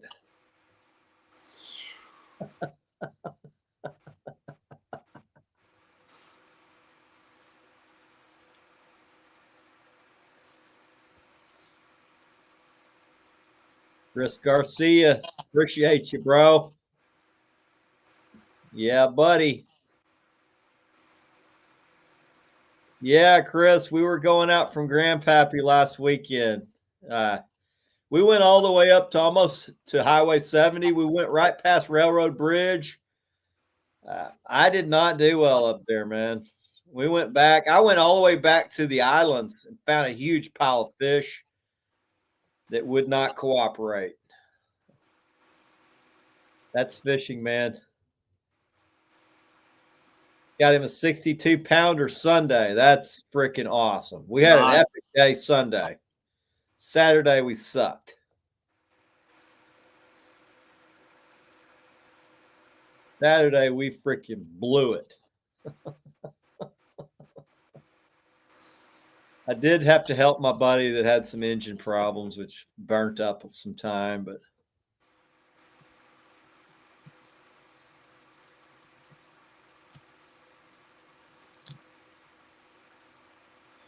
Chris, I want to say before we end the show tonight, that guys, don't forget.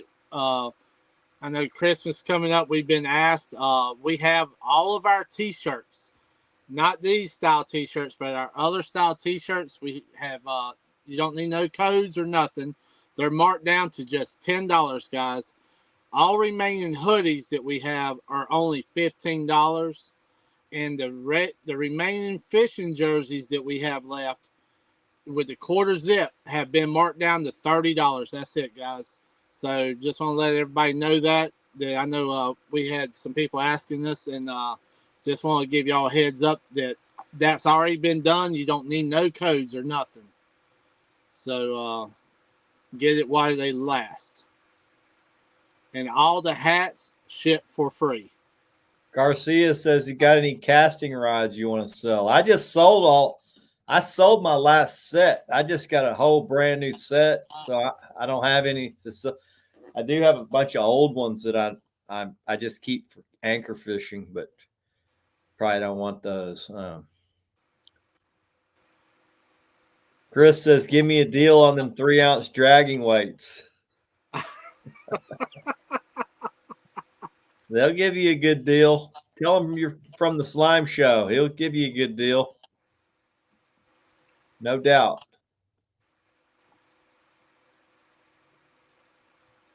You'll love them, Chris. I guarantee you, man. Yeah, matter of fact, we've just got majority of them back in stock today. So everything should be back in stock on the 3-ounce and the 2-ounce and the 4-ounce. What's your fishing plans this weekend, Jamie? I think we're going to skip this weekend, but I think what we're going to do is let the crowd, because I think, don't hold me to this, but I believe Saturday morning is opening day for duck season. So we're going to skip the weekend and probably hit it on Monday or Tuesday. So we're going to let them guys have it this weekend because it can get pretty dangerous out there with them guys on the rivers being pretty close to us, and we're not going to take a chance. So we're going to let them have it this weekend, but we're going to hit them up probably Monday or Tuesday.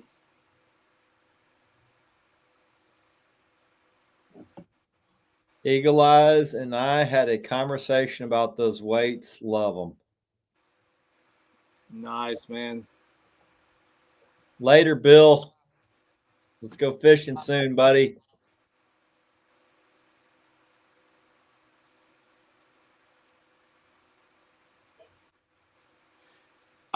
Chris, the leader length of the leaders does matter sometimes. Definitely. Yeah, for sure. Well, I know. Chris, like you're fishing Texoma, so like when you're fishing up at the inlet in the spring, you're going to want to go a lot shorter on your leaders. Get your stuff down closer to the mud, and your production will go way up in there in that shallow water when you're shallow. When you shorten your leaders. Traditionally, if you got a high pressure day like we had Sunday, you would want to go shorter leaders. This year's been weird though. A lot of that stuff that normally works for us, we've had to get away from it in order to put fish in a boat. So it's not an exact science, but there is a rule of thumb. High pressure, no wind, shorten your leaders, make your bait smaller and go slower. And that generally will help you put more fish in the boat. This year, we've had high pressure, no wind days. I've gone smaller on baits, caught all our fish on big baits. I shortened my leaders, caught fish on long leaders. I tried to slow down, didn't catch anything. Sped up, started catching fish. So, Jeff, I do think we do have some 5Xs left, brother. I do think we do have some. Definitely send Rebecca a message, and I believe she can tell you 100%, my friend. Juan says he's going to put them to the test this weekend again on the salt cedars. I hope they do you good, man. They seem to do well in timber.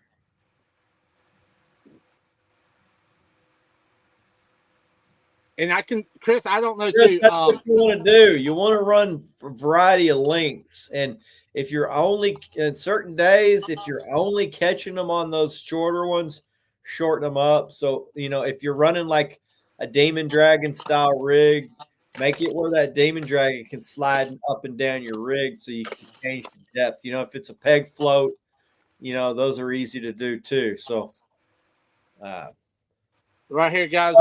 If you've got a day where they're laying in the mud, you can put it down there where they're at because they're lethargic and they don't want to chase stuff very much. So, and Chris, I don't know too if you were running this past weekend. We had the 5-inch CLW, the Monster Rattles, the 5-inch, and these are the 4s. The 5-inch this past weekend worked a lot better for me than the 4s did this past weekend. You have those in a 5? I do have hold on a second. Let me see.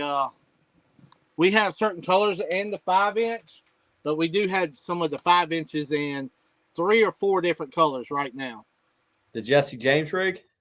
No, not the Jesse James rig. I haven't put, but we do have them in the packs of I think three in a pack for a very good price. Yeah.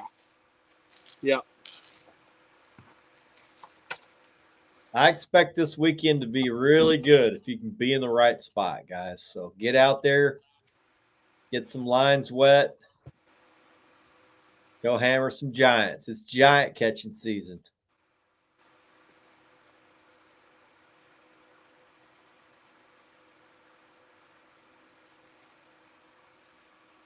I run the 5s, Chris, for my big baits. I run 4s on everything else. So my single bait rigs are all 4-inch. My stinger rigs are all 5-inch. Billy Bever says, I'm ready. Yeah, me too, Billy. Yes, sir. That's, bro. We had a 62 fish day Sunday. We had 16 over 20. So 2 Chris, fish 40s, 550 or 530s, and the rest were 20s. Chris, I've been seeing some pictures lately. I think people are catching on to our Jesse James rigs. I've been seeing one of the ones in the catfishing industry that's very well known running the spinner now on his rigs. Mr. Steve, I just want to know. Appreciate you. But yeah, I believe it's catching on, brother. Yeah, somebody's running a spinner, huh? Yeah, Mr. Steve Douglas there had one on his there that he was showing the other day. He ain't gonna give you no credit. He's gonna say that was him. You watch, everybody's gonna say, "Oh, Steve's running a."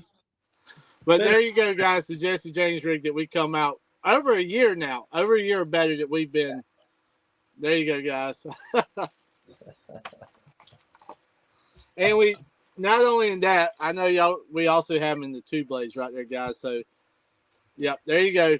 Chris, Sunday I went to Lavon. I'm gonna head back there this weekend too. Oh, it's time to start hammering big fish there.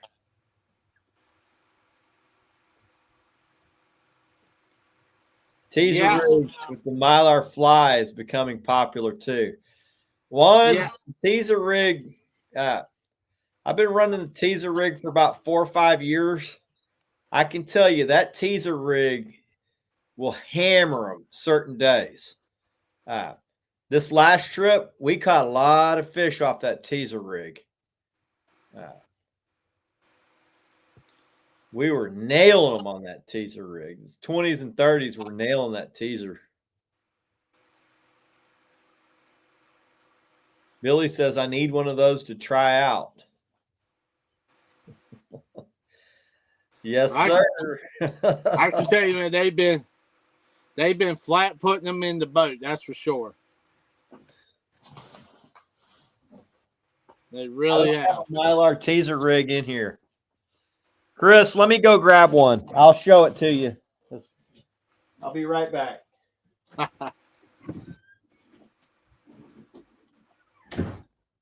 Let's see if we all caught up on chat here, guys. I'm switching back and forth from Facebook to YouTube. But yeah, guys, like I said, man, we appreciate y'all guys. We've been we're still playing around with some new stuff right now. We're not going to release until after the first of the year. So we're definitely going to have some new rigs coming out. We're just not going to show it. Everything's being tested and worked on and tweaked. But we do have a few more that we're going to release probably around March. But if you haven't tried the Jesse James rigs out, guys, if you haven't tried them, give them a shot, because I'm going to tell you they've been catching some good fish. And not only that, you know, the ones with the new peg floats, the Carolina Lake Shaker rigs, you can get the new EVA floats on those now. Also, that comes with a little rattle on the inside. That comes with that rig, so definitely give them a shot too.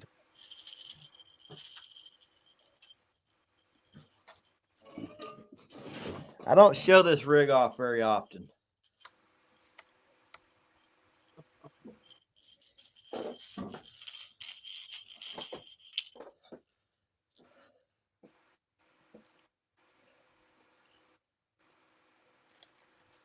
That's the teaser rig.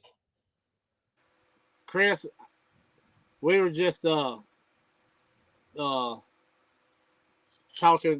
There you go, guys. Just some of the different colors, you know. But you'll see that one being released very soon. And we're gonna have them in all kinds of colors. I can tell you right now, boys, that teaser rig freaking works. Now, it may not be the best rig every day, but certain days you'll catch damn near every fish off that rig. So, yep. I always have one tied on, and certain days you're like, holy crap, there's the teaser rig. Holy crap, there's the teaser. Every big fish comes off that teaser. gives it a little flutter, you know.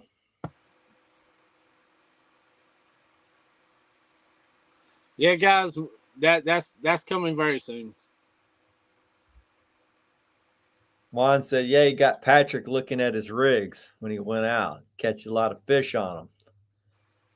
Learned it from us." So, yeah, me and Jamie we've kept some of that stuff to ourselves, but just recently we just decided, you know what? Hell with it. Let's let everybody else in on some of this stuff that's been working. So, Yep. yeah, I use cut bait with it. Jamie will put one on below his cut bait.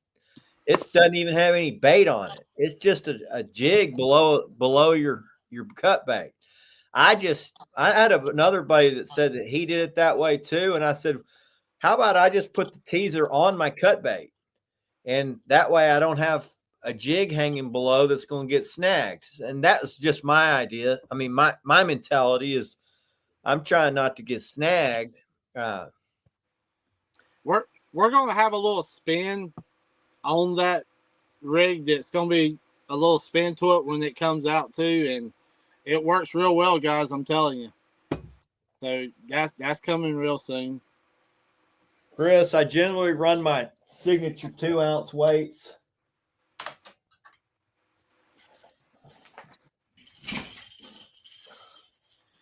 Here's one right here from Carolina Lake Weights.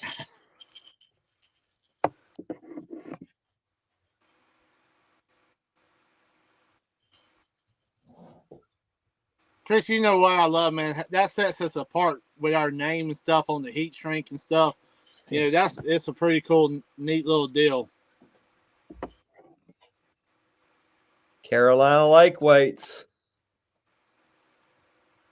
El Gato Azul Signature Series 2-ounce. Go get you some and catch you a PB, boys.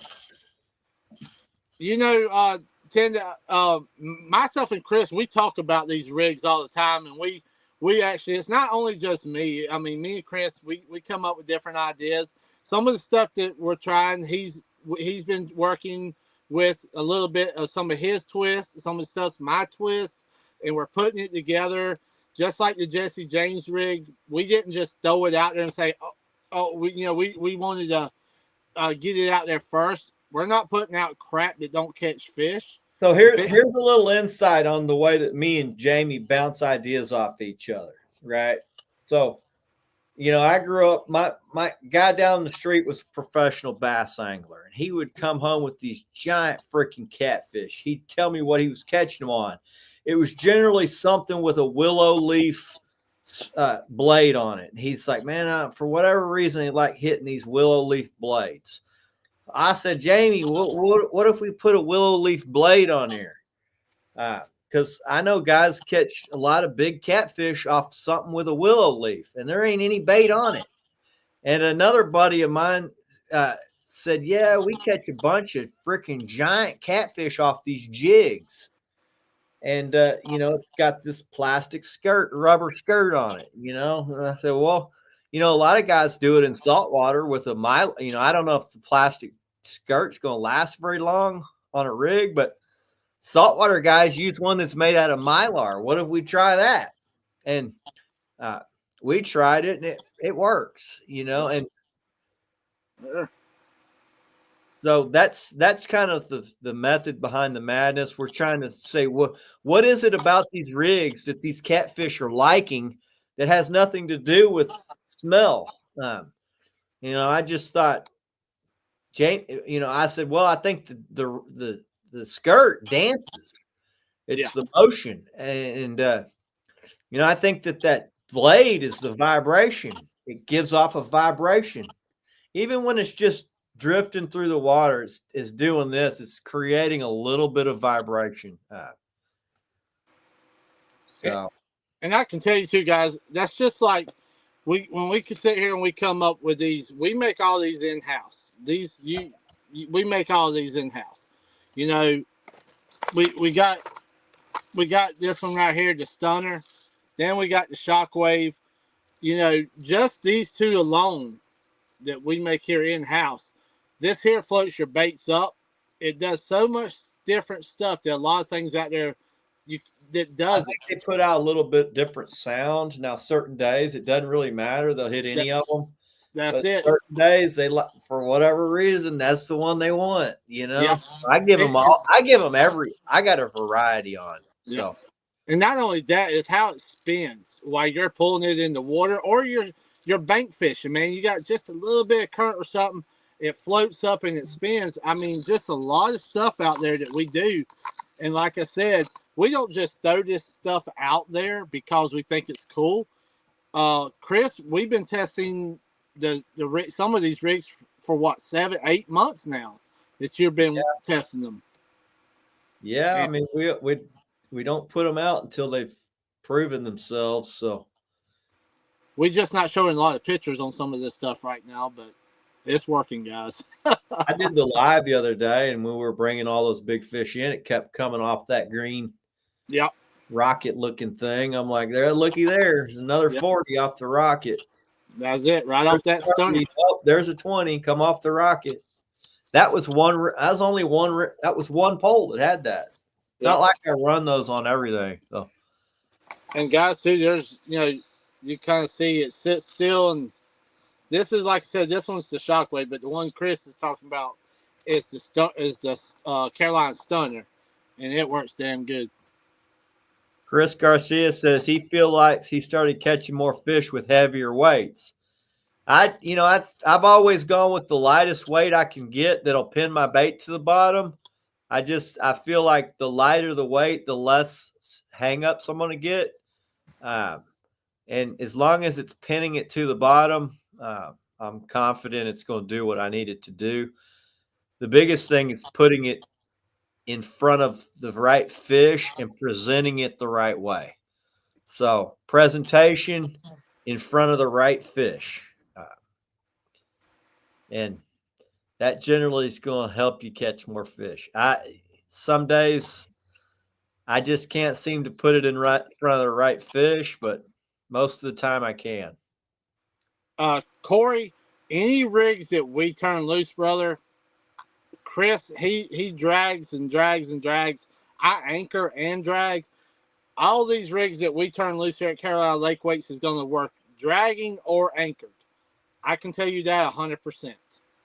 It doesn't matter because we test it both ways on anchor or dragging, and they're going to work either way, brother. They really will. Juan, go back and there is no exact way to do it, Juan. So in that show, we talked about shallow water, deep water, big wind days. All of that's going to determine how you set your boards up. If you're in deeper water, you need to get your baits way behind your boards, or else they're going to be doing this off the bottom. If you're in shallow water, you don't want to have long lines. Go check that out. I've been dragging boards for 9 years every week, just pretty much. I've been doing it a long time, and I've tried it all different types of ways to try to figure out which ways work best. I feel like I've been dialed in for a while, so go back and check that out. I guarantee you there's some stuff in there that'll help you. I'm gonna go ahead and tell y'all guys that one that Chris was showing. I might do a pop-up release on those. Just a very limited amount here very shortly. Chris says when winter comes and the fish aren't as active, when you go more towards anchoring. I do not. The only time I start going towards anchoring is when the water gets below 38 degrees. If I can drag, I'm dragging. I'm just going a lot slower, Chris, and typically don't get outfished by guys that are anchoring when I'm dragging. It just doesn't freaking happen on the lake very often. The fish are grouped up in huge groups. Anchoring in a small little area, you're really limiting yourself to 10 fish. When you're dragging, I'm going through hundreds of them. And you're going after the ones that are hungry and the ones that are active. And out of hundreds of fish, there are maybe only a couple of handfuls that are active out of those. Some of them have just eaten and they're like, no, I just ate. I'm good. Some of them might not be quite ready to eat because they ate 3 hours ago. So he hasn't anchored once since dragging. I tell you, it sounds like us, bro. That anchoring, that's the old way of doing it. I will anchor only when I have to. If I got an opportunity to drag, I'm choosing dragging every freaking time. It's just, to me, it's so much more enjoyable. Anchoring, when you mess up on your anchor and you realize these fish aren't biting, to have to pull all that crap back up and go do it again, you start talking yourself out of doing it. And I don't do that when I'm dragging. I'm willing to move I'm like, all right, this ain't working. Let's go. Reel up. Let's go. Anchoring, it's like, damn, I just dropped this 15 minutes ago. I got to do all this crap again. Well, I tell you, that's like my shoulders Saturday, Chris, after we got done. I was like, damn, this is a heavy anchor. I believe we moved 7 times, and the last time I said, man, that's it. I'm done. Yeah, I won't anchor all winter unless it's like super freaking cold where the lake gets below 38 and they all go into a wintering hole. I will anchor on that wintering hole. But until then, I'm dragging. I'm looking for biomass, or everything is piled into an area, and I'm going to drag it typically fairly slow. If I can. When I find the right group, I'm going pretty slow. So, guys, definitely be paying attention to Facebook. We might do a pop-up sale on a couple of new items real soon. So definitely keep watching. You never know what we're going to be releasing within the certain days here soon.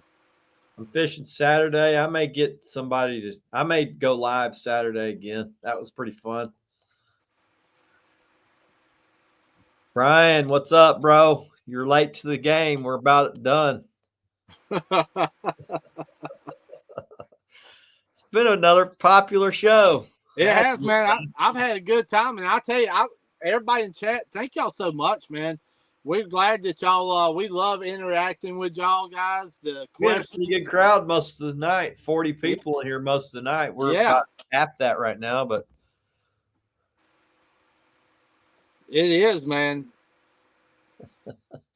Yeah, Jackson, he smoked them till about noon, and then he went and laid down, and that's when I went live. So I went and I said, "Hey, Jackson, I'm about to go live. You going to help me?" And it was like silent. And I'm like, I went to the front of the boat. I'm like, damn, he's asleep. Well, Chris, if you go live Saturday or Sunday, I might try to jump on with you just to talk while you're fishing. All right. I'm fishing Saturday, and if I do well Saturday, I'm gonna go again Sunday. So heck yeah. So anybody got any questions or anything? If you decide to go live, we'll jump up there with you and definitely talk to everybody. Chris says, one more question. Do you drift with the wind or against it, and thoughts on drift socks? I typically like to go with the wind. If it's super light wind below 10 mile an hour, I'll go against it if I'm trying to hit structure, Chris. If I'm trying to hit a ledge and it's easier to go into the wind. We talking about it a lot on the show. Once the wind gets over about 10 miles an hour, the fish all orient into the wind, and they're waiting on bait to come to them. So it's to your advantage once the wind kicks in and you see those fish on your graph all pointing in a certain direction. It's in your advantage to bring it to them. And that's the way I do it. If it's light wind, I'll go whichever way, because when you see them on the graph, they're all different. Fish are oriented all different ways. They're not just all pointed into the wind. So, Chris, it sounds like that's the box. I run a variety of drift socks on a light to no wind day. I got a 54 out. It's a Lindy Fisherman 54, the blue sock. When I got bigger wind, I'm using the old Cabela 78s. So I run generally 1 to 2 of those. And then if it's super big wind, I run an Easterland 10-foot. It's like a pontoon sock. Yeah. And that's the one majority of the time that I run, Chris, is that one.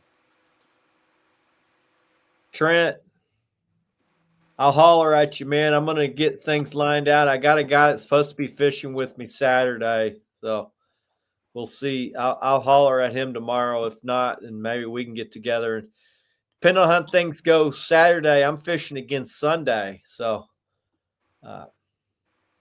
I expect to do well Saturday, but I expected to do well last Saturday and got my ass kicked.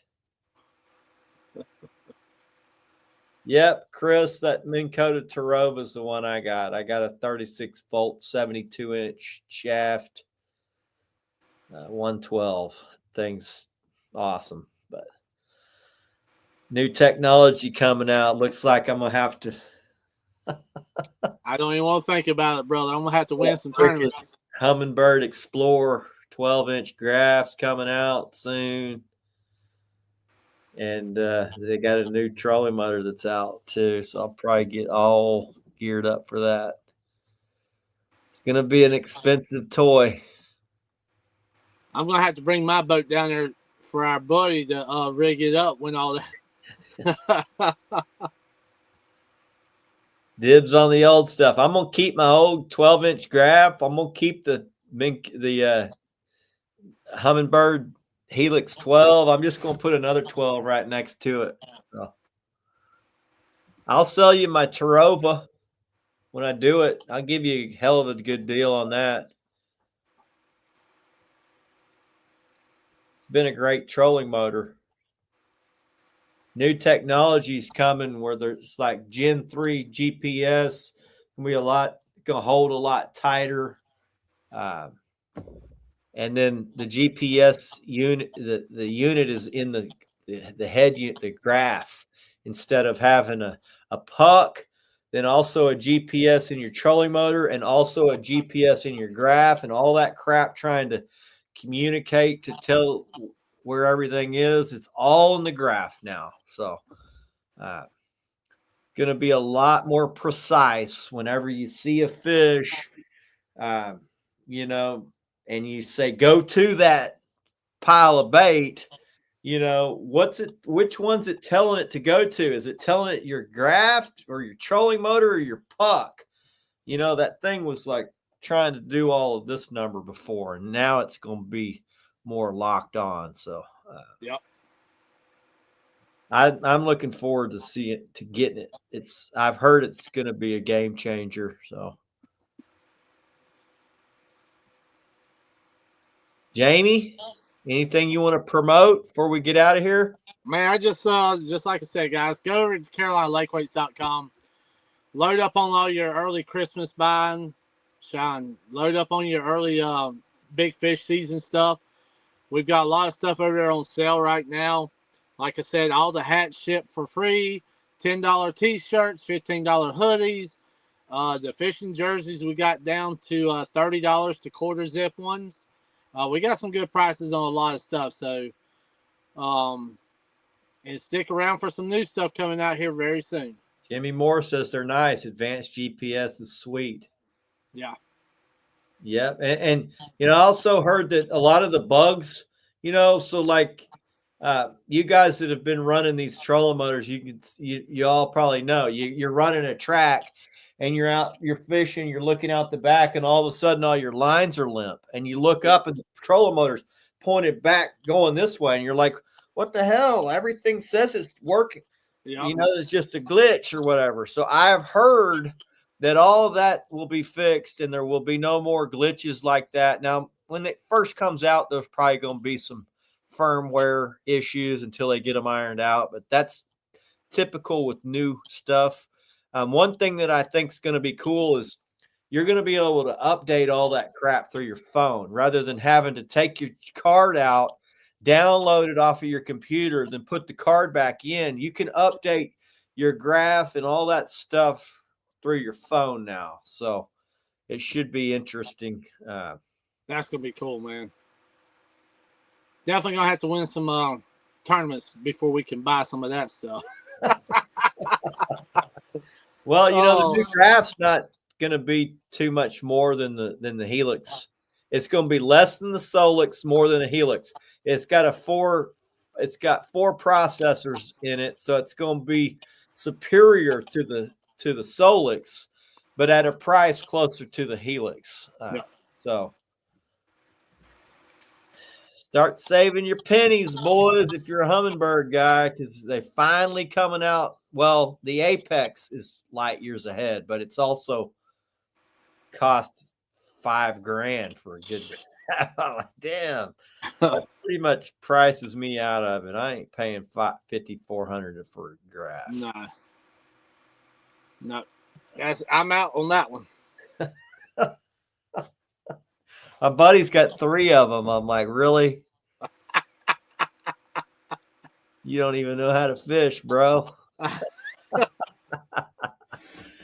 Guys, tight lines. God bless. Azul Later, y'all.